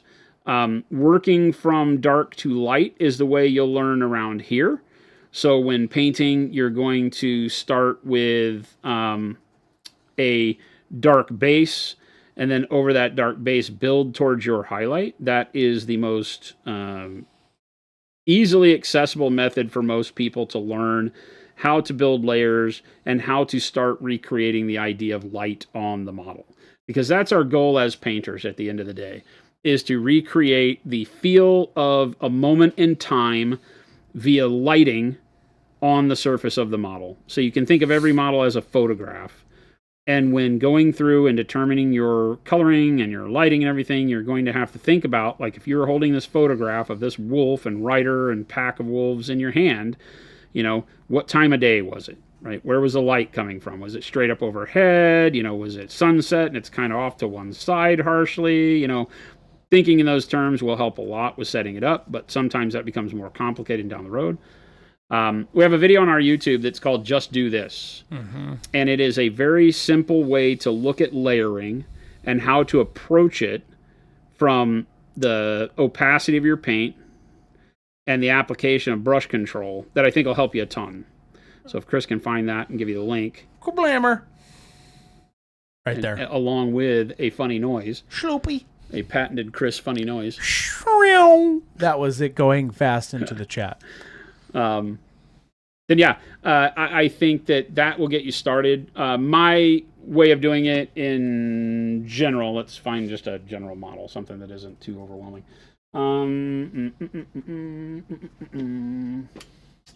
So something like our recent Bilbo Baggins.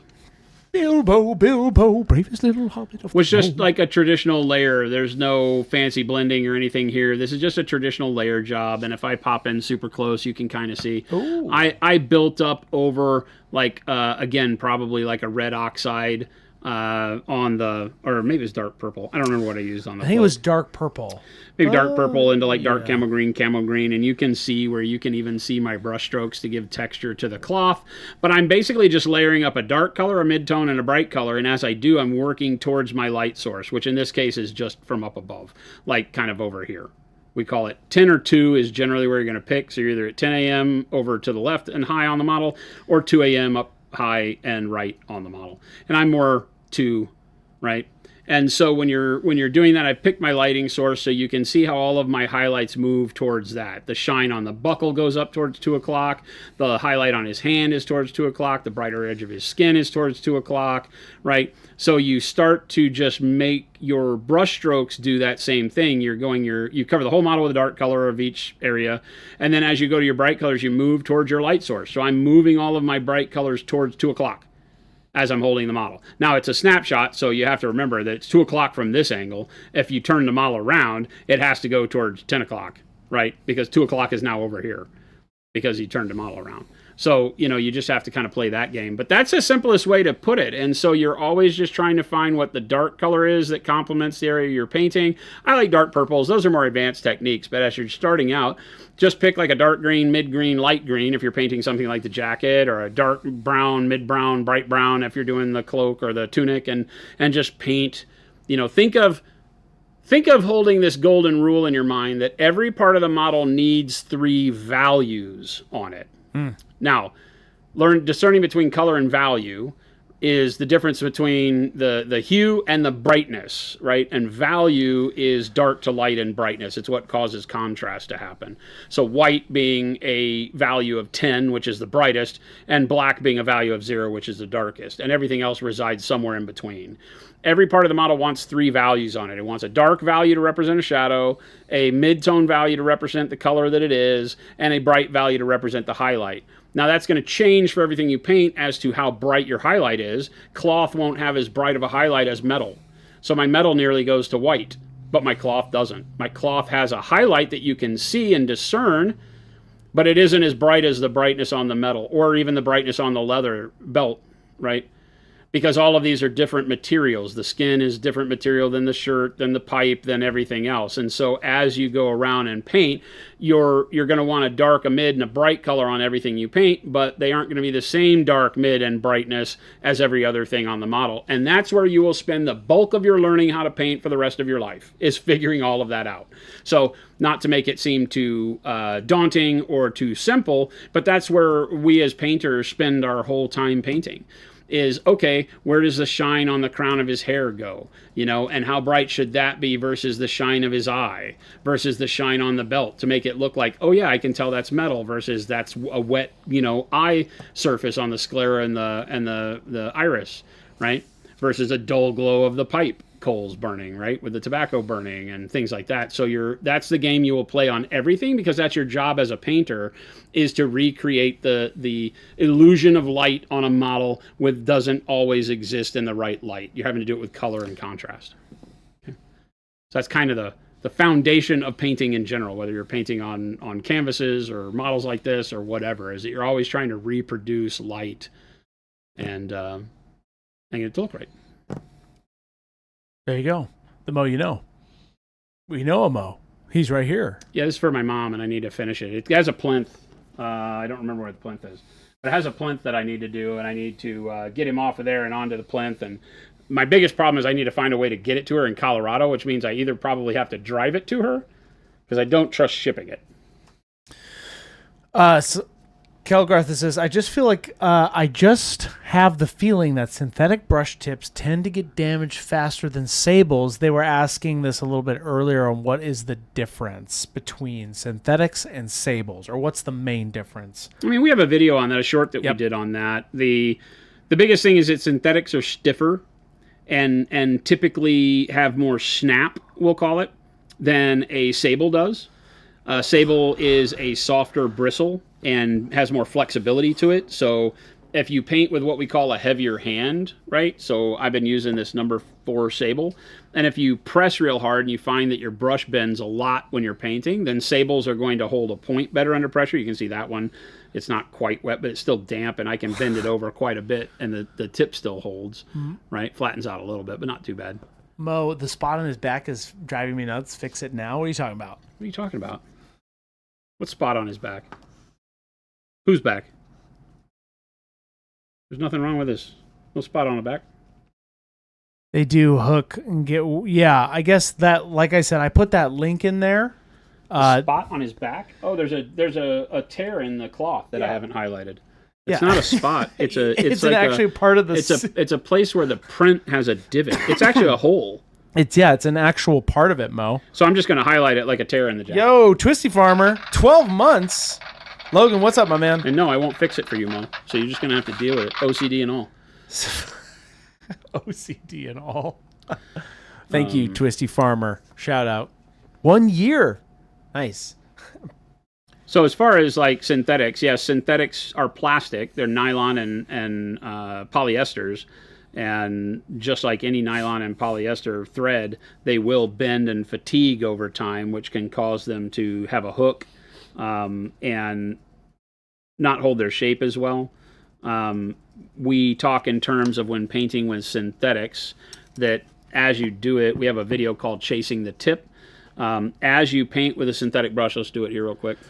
Right. Chasing the tip, yes. Is that as I get this and I have a very sharp point to it, as I start, and I'm going to amplify this by pressing harder and bending it, but as I do brush strokes, it flattens out. See that? So now it's no longer sharp that way, it flattens out, but look at this. Yeah. Rotate it 90 degrees and it's back to being super sharp. So as you paint and you do a couple of brush strokes and your brush flattens out, rotate it 90 degrees and now you have that sharp tip again, and then paint with that until that flattens out, and then rotate it till you find the sharp. That's why it's called chasing the tip, right? Just keep painting and rotating the brush back and forth 90 degrees, and you'll always have a sharp tip to paint from. This works on sables and synthetics both, but what it adds to your synthetic is lifespan, because most of us, without knowing it, paint in the same direction all the time, right? And if you do that, that's how you get the curl on the brush. If you're constantly rotating the brush 90 degrees to get back to that sharpness, then your tip will last a lot longer, because now it's being used in every direction and not getting a bend in any one to hook. It will still hook over time. That's just what synthetics do. That's just something you have to bear with. But those are the biggest deals. A lot of it becomes subjective. You know, the brush that you use the most that gets the job done the best is the right brush kind of mentality. All right, so now I need to know what I want to do for the big guy. Matthew, this is a good question. Dark is always the base? Question mark. I think you're better asking, because I know you were mentioning that you were new. Do you always use a darker base when painting, Jason? Yeah. Like black primer. Mm-hmm. Why is that? Because it bakes the shadow into the model. Yeah. If you start from a white primer, your shadows have no depth from the beginning, and you have to paint the shadows in. And on models like this, painting the shadows in will waste most of your time. It's just an efficiency thing. Why would I want the shadows to just not start dark already, right? I don't have to paint a shadow on here unless I mistakenly get a bright paint into the shadow. The shadows are already baked on because the model started black, and the first coat I put over the black was darker because of that. And so now everything just already feels right volume-wise. And I can spend my time working from the base shadows up to the highlights where all the cool part is. Painted the shadows. I mean, I'll go back and accentuate shadows when I need to add color and hue shift and things to them, but there's no reason to start from white and have to paint the shadows on there. World's dumbest... Best lawyer. Best lawyer. Dumbest lawyer. World's dumbest lawyer. Because I see how it says dumb, but it's a B, but then I see what you're doing there. Do you recommend zenithal priming? Yeah, that's what we did here. When I'm using one step or things like this where I'm starting all my colors with a filter, then the zenithal helps a lot because it bakes in all the darkness underneath the hair and everything. And then the filter just gives me a top color over the brightness. So it works really well. That's what we've done here. We have a zenithal set up with the red oxide and warm flesh. Yeah. So you can see it on the cape. The cape is still red oxide and warm flesh in a zenithal. And that works great. And it sets up your contrast. Even though my contrast isn't as steep here as it would be if it were black and white, it still sets up a nice difference between dark and light. And then whether I'm brush painting or airbrushing over it as a filter, it works great. I don't use a zenithal when I'm not filtering my first layer of color generally. I'll just go in with opaque colors and build up my light that way. All right, I'm going to thin down my gray a little bit more. This is graphite gray you're thinning, just to be clear? Yeah, I'm thinking I'm going to put some of the graphite gray on the main wolf. Cliff Jumper says, let me preference by saying I haven't used MH synthetic brushes. I've had synthetic brushes break down on very quickly. Is there a trick to extending the life of a synthetic brush? They may just not work for you. You may have a heavy hand and you may just be tearing them up. But I use them all the time for years. So I think, again, it's going to be partly the quality of the brush you choose, and partly the way that you paint, right? And like I said, not everybody is going to be able to get the same longevity out of synthetics because they have a heavier hand and you're putting a lot more pressure on the brush, and it may just not be for you. Don't feel bad about that. That's just the way it goes. And then other people can get years and years and years and years and years out of synthetic brush, and it works great. And that's all they use. But if it's not something that you prefer, don't feel bad about it. Use sables. As a brush manufacturer, we know that sables are not, there's no longevity built into them. I do believe that eventually we will no longer have sables as a thing we can purchase. Because that world is very wrought with unsavory characters and law breaking and all sorts of stuff. Law breaking? Yeah, unfortunately. Yeah. So, it's just a... Plus, you're talking about a living creature that eventually, even though it's a rodent that is not protected and causes all sorts of problems in the areas that it's at, it's still something that can be trapped into extinction. Yeah. Without anybody caring about it. Nick, and my dude. Paintbrushes are not the biggest thing that sables are used for. What were called sables. They're Mustela weasels. They're not sables anymore. But Nick, my dude, says law breaking's my middle name. How can that be? Are we brothers?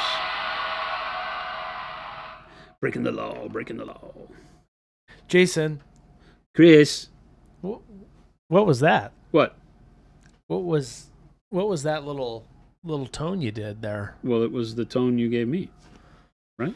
Or no? Maybe not? We're way off. Way off what? Bosch says, wonder why they don't use deer or hog hair. They run rampant in the South. You got to remember the hair, yeah. That'd be great if all the hair worked the same, but it's not just that animal hair is great for painting with. I mean, you have oxen and you have horsehair brushes and camel and all sorts of things, synthetic goat and javelina hair. Not javelina, probably. Could you imagine not that would be the craziest brush experience with a javelina hair.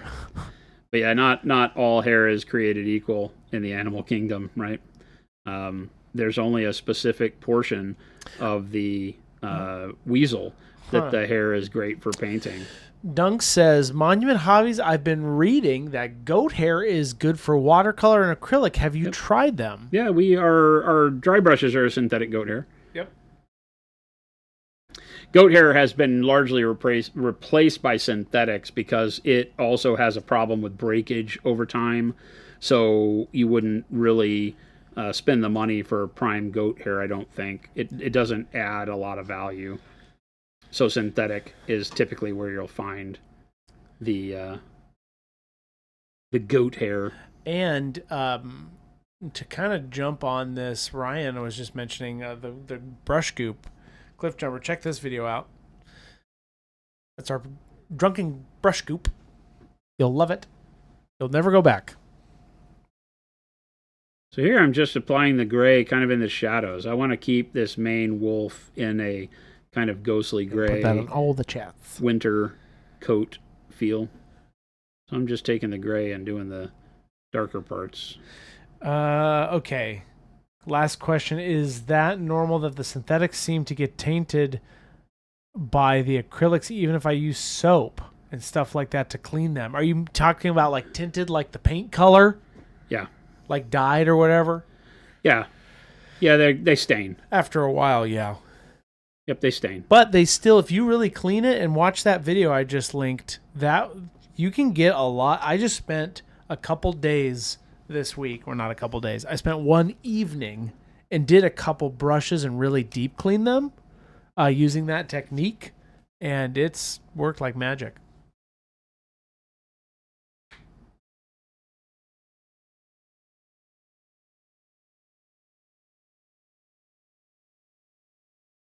Yes, T. Schmidt, this is the Lord of the Hunt from Warmachine.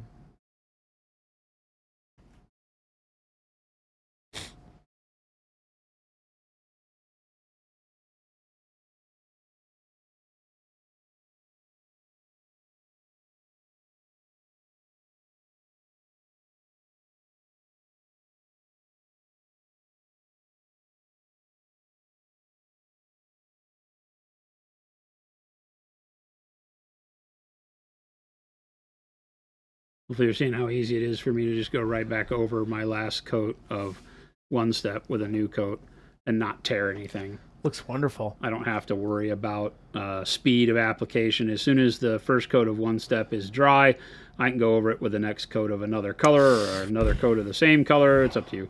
Jason? Sir, yes, sir.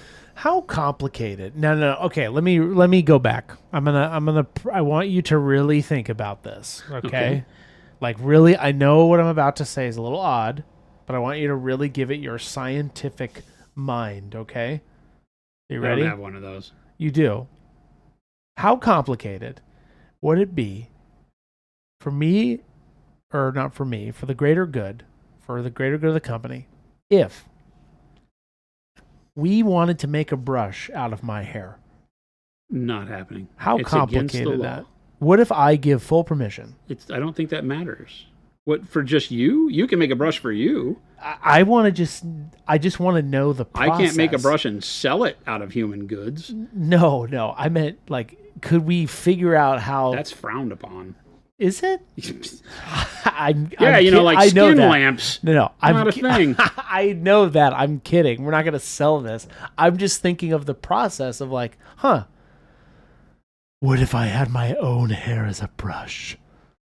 Well, Little Billy's asking, to be the... Actually, Little Billy was asking. To get I demand a brush of Chris's hair. And I said $1.2 million. That's a weird fetish, buddy. Hey. I think you need to go back to just worshiping him from afar a little bit. Okay, Buffalo Bill. Yeah, exactly. Of course. Exactly. It puts the lotion on its skin or gets the hose. I'm just saying we should try it. No, we shouldn't, actually. But the... Little Billy says, I stand by it. My brush would have 0 bristles, says Michael Woodward. All right, so no go on my brush. No, for me. Okay, so what are you asking me? Like, if you wanted to make a brush out of your hair, how would you do it? Is it possible? Sure, it's possible to make a brush out of anything. Anything that you can be done in, I want a brush filament. of Chris's mustache hair. We'll figure it out. That's what I'm saying. Let's try it. Let's get crazy. Oh my God. I tried for you, chat. Little Billy, you weirdo. That's the moral of that story. Don't use human brushes. Yes, please. Yes, you can, though. You just have to bundle the hairs. You have to wash them, trim them to length, put them in bundles, roll the bundle, glue the bundle into a ferrule, and then attach it to a handle. It puts brush soap on the skin, says Rattlecan. Yes, exactly. I want to paint my minis and eat my sinful cold cuts. Gross. Ryan, that's diabolical. Sinful cold cuts. Like, what are you, long porking it? What is going on here? You know what, Jason? I know a lot of whats. A couple of who's and a thing or two. We're back.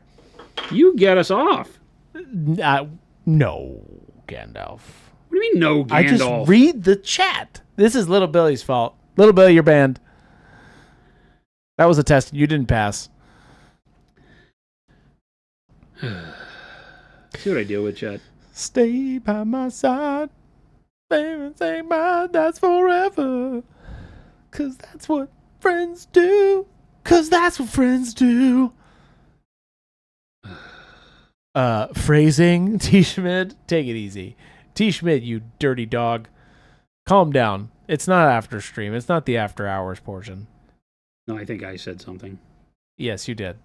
We're not going back, though. Oh, okay. We're going forward with this train. Okay, great. I just blew the whistle. Come on, you great. silly kids. Okay, great. Your drugs. You silly kids and your drugs. Shailene says, I'm pretty sure this started with you saying, Jason, hear me out, so don't blame it on us. Right? Shailene, you're banned. You're see, banned. If you tell the truth around here, you get banned. You're banned. You're all banned. Clean slate. That's what I'm proposing. I need that goop now. Go get it then. Kel, go grab it. It's 4 p.m. in 2 minutes. Yes, everybody's very, very excited for the after hours portion of stream. Very excited. Jason told me yesterday in confidence that he was very excited for the after hours portion of stream. I did? Yes. He looked at me in the eye after you skipped across the office. I don't do that, by the way. Hey, Chris, how about the after hours portion of stream, buddy? Looking forward to it. And then he skipped away. It's magical. Like I'm what? Like I'm some leprechaun or something? I just like wander through the scene and... Yeah. Yes, exactly. Hoop-de-hoop-de-oo. Exactly like that. Paint that picture, chat, for yourself. It was amazing. Twisty Farmer says, what about a factory tour where we can make our own brush with our own hair? No. That's the part that's against the law. That's the bad part. We thought about being able to have factory tours at some point where you could make your own brush. Yeah. Not with your own hair, but just your own brush. No, just your own brush, where you could make your own brush process? Because we have all that here, and you could see the process. If we could make it to where... Goodbye, little Billy. The software was able to, it'd be really fun to make it to where you could make your own logo. It'd be very expensive, but for those people that really thought it was cool... It'd be kind of cool, though. It'd be kind of cool. Ooh, Cyberspy says, hey, Jay, I was watching the old video of the Zenithal painting with the Imperial Purple and the Salamander Green. Oh, that was Jordan, yes. For the Salamander Green, how much do I spray? Because I noticed that Baby J Mini, there was still a lot of purple. I did those, and I wanted the purple to be super dramatic. Like, I wanted the shadows to be very dramatic under those. So I took the model, and Jason says from 10 to 2, and that's what I did. I just one general pass, but I didn't aim for a lot of the shadows. I kept it really, really Zenithal-y, if that makes sense. And that's why we left them, because we wanted it to be more dramatic.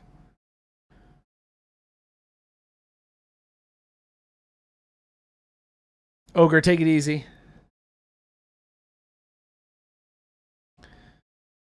Let's do a brush making / paint mix night. Could be possible. Anything is possible. Once. Yeah. Technically and legally, that is true. Legally has nothing to do with it. It is 4:01, Jason. Really? You have a meeting, don't I? Do you? You don't have a meeting? Do I not? Did they move it? I'm going to check. You do have a meeting at 4:30. Yeah. That's okay. I thought so. Freaking guys. Those freaking guys. He's right there. Jose! Those freaking guys.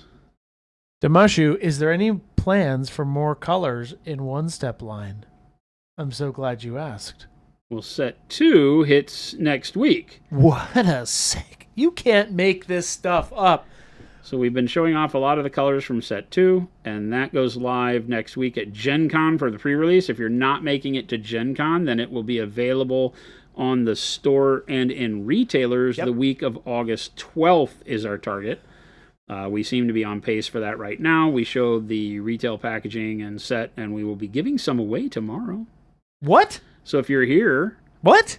On stream tomorrow, which you should be anyway. I shouldn't have to goad you with free products. Right. But you should be here because you love us.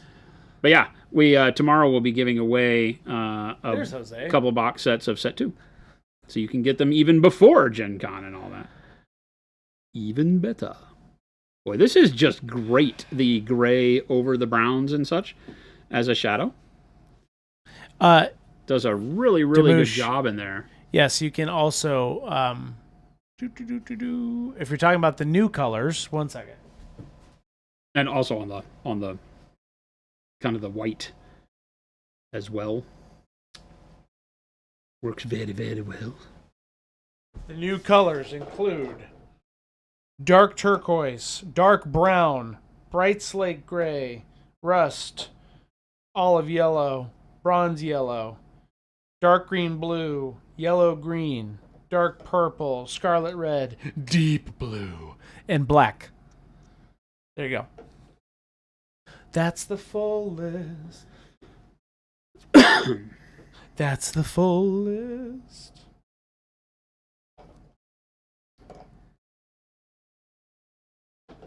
There you go. Are y'all going to be at Gen Con? Yes. I'm the head judge for the Dragon Ball Supercard game that weekend. Charles Awesome. Hoffman, yeah, nice, yep. Just like we were saying, that is our release date, pre-release date for set 2. You know what? I really like how yellow-green looks in the bottle. It's great, right? Yeah, it's interesting because like they're very dark, but then when you start putting them on the model, like what you see, it's like you can see the amount of magic that really does happen. You know, it's cool. That's my TED Talk. I'm just layering up this gray in the darker sections here, and it's working like a champ. This is, somebody was asking earlier how to layer paint. I think I'm showing you. Well, You just do this. 9,000. I'm not going to Gen Con. Neither am I. Oh, you're going. I hope not.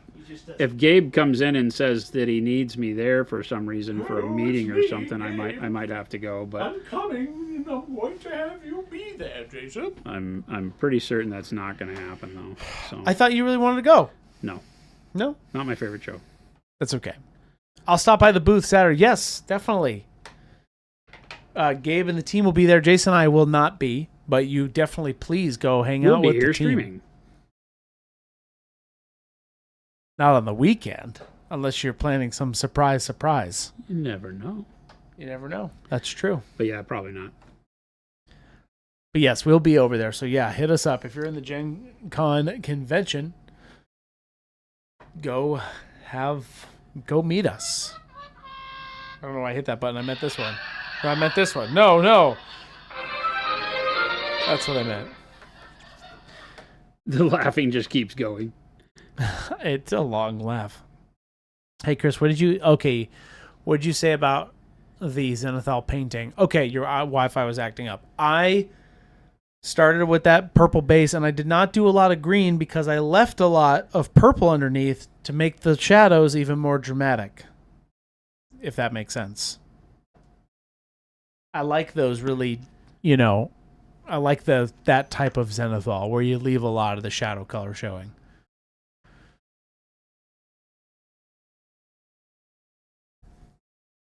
So that's kind of what I did. And then I do it from the top, and I do 10 and 2, and that's it.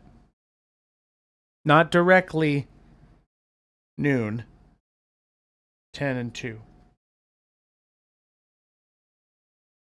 I think I'm going to try some of the warm brown.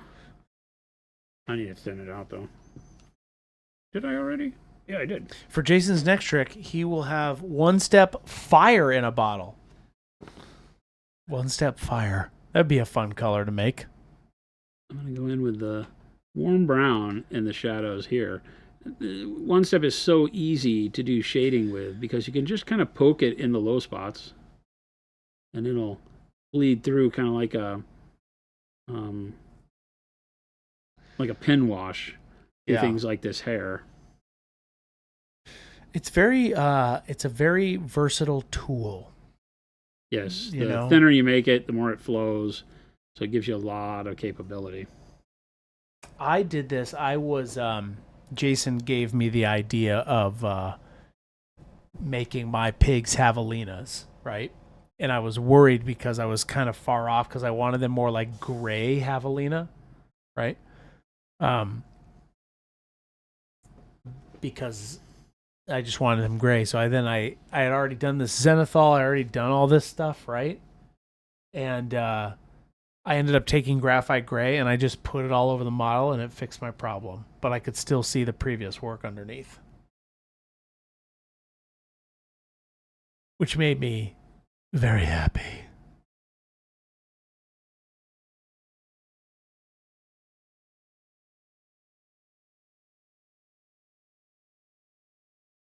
But the paints are already fire. Hey, Charles.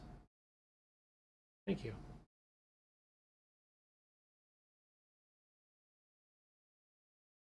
Bring that up onto the top and then just smudge it with my finger to blend it.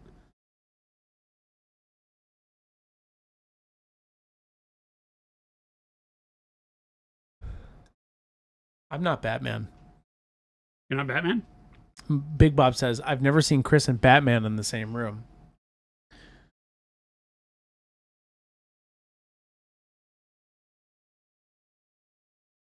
I'm thinking Jason's Batman. I'm Batman. I'm Batman. But I'm Batman. You know, it's funny because I really feel like the Big Wolf needs like a Payne's Gray wash. Oh. I don't know that I really want him to be blue, that bluish, but it really feels like he wants a Payne's Gray What about wash. dark green blue?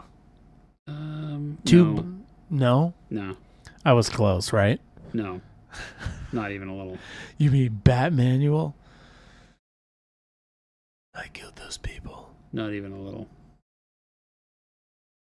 All right. Well, it's a good place to stop. Got a lot of good beginnings. Look at those wolves. Set. If you guys wanted to figure out how to do wolves, there you go. This whole stream.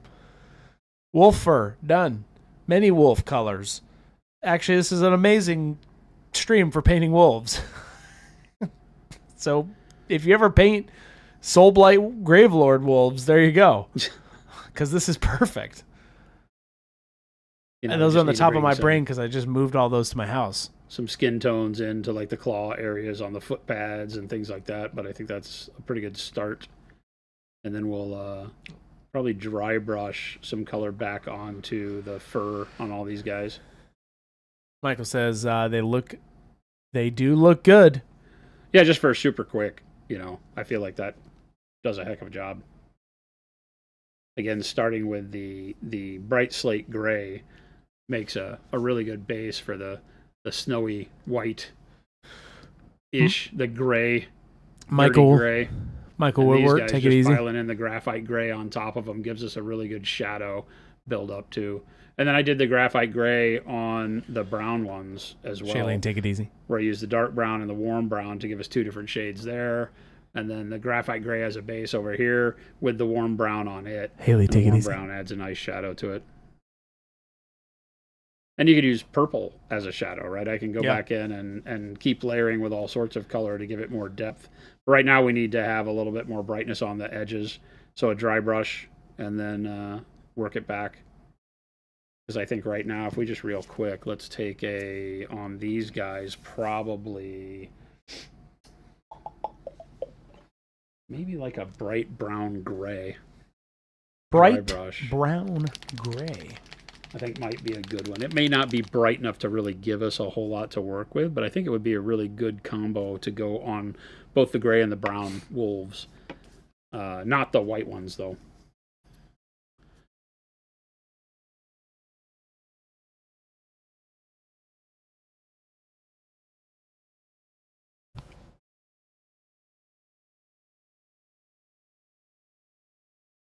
Jason, isn't Chris your proxy for meeting attendance?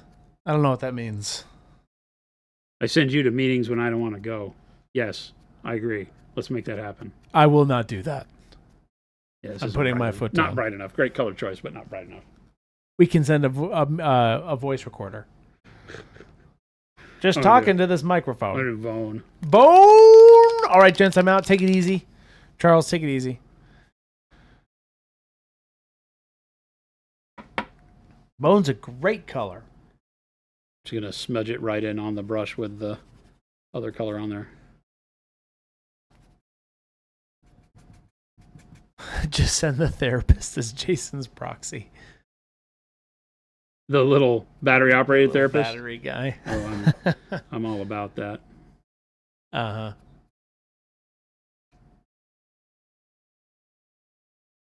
Tell me about your mother. That'd be an HR disaster. That's all the time we have for today. What else does he say? Tell me more about that. Tell me more. I think you should start a journal. I think you should start a journal.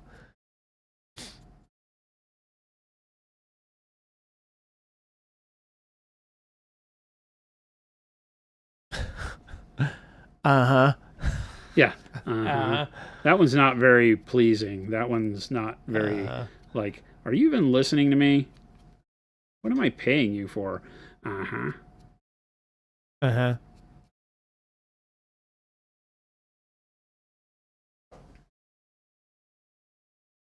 Let me tell you about let me tell you about my mother. Okay. Avian, do what you want.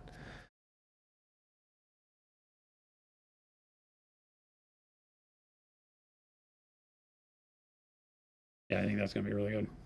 Looking good. Did it fast. Big models done fast. Ain't nobody got time for this. Oh, wrong. Don't want to do that on the gray guys. The gray guys need something much brighter. Mucho brighter. I got a couple minutes. We're running against the clock here, gang. Hey, do what you want. You've got some time. Your office is right there. Well, yeah, and Jose's here still, right? Let me see. Jose is still here. Hi, Jose. What if it was just some random guy? Josie. Who are you? Whoa, you're not Jose. Just some random guy. What if there was just some dude sitting in Jose's chair? Oh, you're not Jose. I mean, this will be released after we hit the stop streaming button. This goes straight over to our VODs channel on YouTube. You will never miss a moment because it's always there unless we delete it. Then you're screwed. You're screwed. But we don't do that. We very rarely delete stuff. It's only when we have like super secret product releases that we don't want to have out on the internet. Yeah, which we do those live and then we delete them. So technically they're not super secret.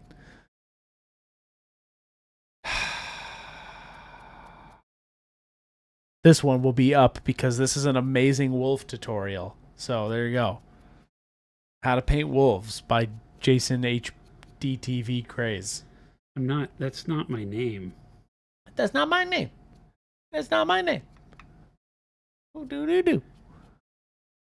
I might just clip this whole thing and be just like, hey, you want to learn how to paint wolves? Here you go. That's the title of that video. Wolf workup. Have a nice day.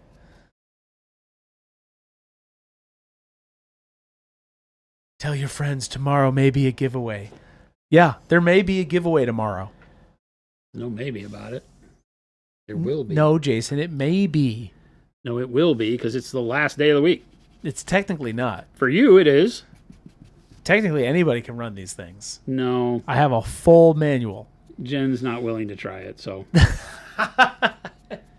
Jen's It's like, more... no, that's way too much power. She's not willing to do it. So you know that the giveaway is a day before Jen gets here. And so if it's... You never know. It's the Jen last could day. surprise you. Well, she could. She could. She does frequently. Jen, I see you over here in watching over on TikTok. I see you. She's always on the Tic Tacs. No, there will be a giveaway tomorrow.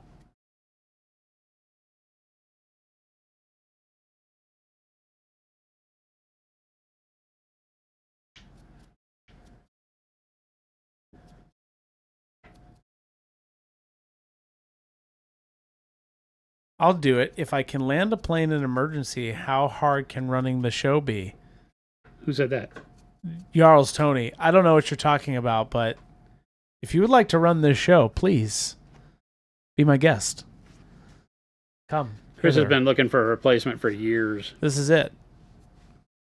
I only got a couple good months left in me, and then I'm going to kick the bucket. It's the big one, chat.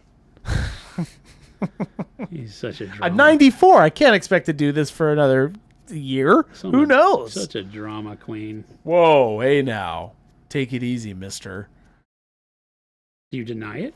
I do. That's why I said take it easy, mister. Now, you want to know who the real hero of this story is right now? Me. Jason's dry brushing and not breaking a single bit on this model. Okay. Right? I mean, there's a lot of little Findlay bits on that top, those spears. Yeah. I did dry brush this spear too. I was it's a little boing, yeah, boing, boing, you're boing, giving boing. everybody anxiety right now. It's a little boingy boingy. Everybody just literally like some sphincter tightening happening. Read chat, click buttons. That's right, T. Schmid. Read chat, click buttons. That's funny. That's That's all what I he do. says all day. Read, chat, click buttons. People go, Chris, what do you do? He goes, read, chat, click buttons. That's all I do. He says it just like that, too. Jen says, I'm not doing it. You can't make me. I'm not making you. Everybody has the ability to give away whatever they want. There we go. We got some good contrast out of it. Nice, smooth application of paint. I mean, you know. And we got some wolves painted up. That takes this model pretty far, actually. It still has a lot of details, but I think it needs some more coloring on the shadows and nuances on the big guy's fur. But, I mean, it's one step makes it so simple. Print, paint, repeat. This is Lord of the Hunt from Warmachine. Old Umbry. It's a solo, believe it or not, on an 80 mil base. Seems strange. A solo that can have two, which is interesting. Yeah, you can take two of these, and it's bigger than most big 40K models. It's just a troop model. It's very funny. What base size is that? 80. 80. Yeah, they go, what do? They do 30, 40, 50, They 80, have 40s? 120. Yeah. 30, 40, 50, 80, and 120. 40s are what the big characters are on. 50s are what the Warjacks are on. 80s are what the solo and most of the super heavy Warjacks are on. Like, that. This is the same base that Deathjack has. So it is a war game. Print, paint, repeat. Tabletop war game. Yeah. That's what Warmachine is. Similar to some of the other ones like Warhammer and, you know, all those games. This guy's on a 40.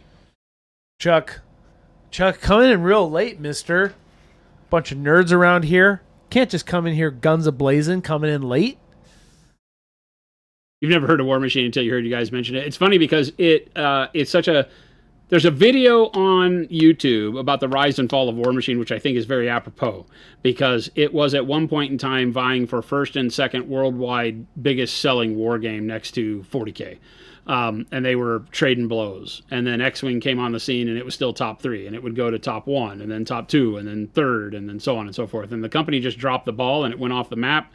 They wound up losing all their money, basically, and sold the IP to Steamforged Games, and then it made a comeback. So it's currently trying to make a comeback. I'm having a lot of fun playing it. The only thing that keeps me from giving it a 5-star definite recommend is that all of the models are 3D printed. And that's a pain. So. Yep. But that's the only thing that keeps me from saying buy, buy, buy. Sell, sell, sell. But everyone, thank you for tuning in. I think we got you some good content today on fur. Yeah, I mean, how to paint wolves. Yeah, you get good contrast out of it. The one-step paints, this is the one-step Wave 2 bright slate gray that we did that shows you how easy it is to get a white, especially fur, but you can imagine doing this as stormtroopers or whatever. Yeah. If you hadn't put so much of the gray back in it. Is just a great base for doing a bright white or a bright dirty gray kind of coloring. And then the other colors like the graphite gray, the warm brown, the dark brown, and then again we just duplicated the gray on this one over here so we could have a pack of wolves of different colors, but having a lot of fun with that. So it's very nice. Thank you guys and gals for hanging out with us. We will be experimenting some more on this guy tomorrow most likely as we go into Thursday. Holy cow, Chris. Friday, we're only 2 days away I'll be honest. Me rolling dice and kicking your butt at Warmachine. I honestly thought it was Tuesday for a long time. Wow. Time moves slow, chat. But thanks so much. If you came in on one of the raids or just wandered in off the street of the internet to find us, please hit the follow or the sub button from wherever you're at. We stream Monday through Friday, 2 p.m. to 4 p.m. Monument Standard Time here in Phoenix, Arizona. We'd love to see you back. So hit those likes and follows so that you can get alerts for when we go live. Yep. Also follow the links that Chris put in chat. We have a tremendous Discord community, over 7,000 amazing artists just like yourselves, where you can go get some inspiration, trade recipes, talk about your dogs, bad dad jokes, and fart in public. So thanks so much for hanging out with us. Make sure to check out monumenthobbies.com and monumenthobbies.eu. We've got 2 stores across the globe that can handle all of your hobby needs. Buy some paint, buy some brushes, get your gray models painted. Let's make this happen. Stick around. Chris is going to find us somebody to raid, so show some love in the chat we wind up in, and we will catch you back here tomorrow. Adios, gang.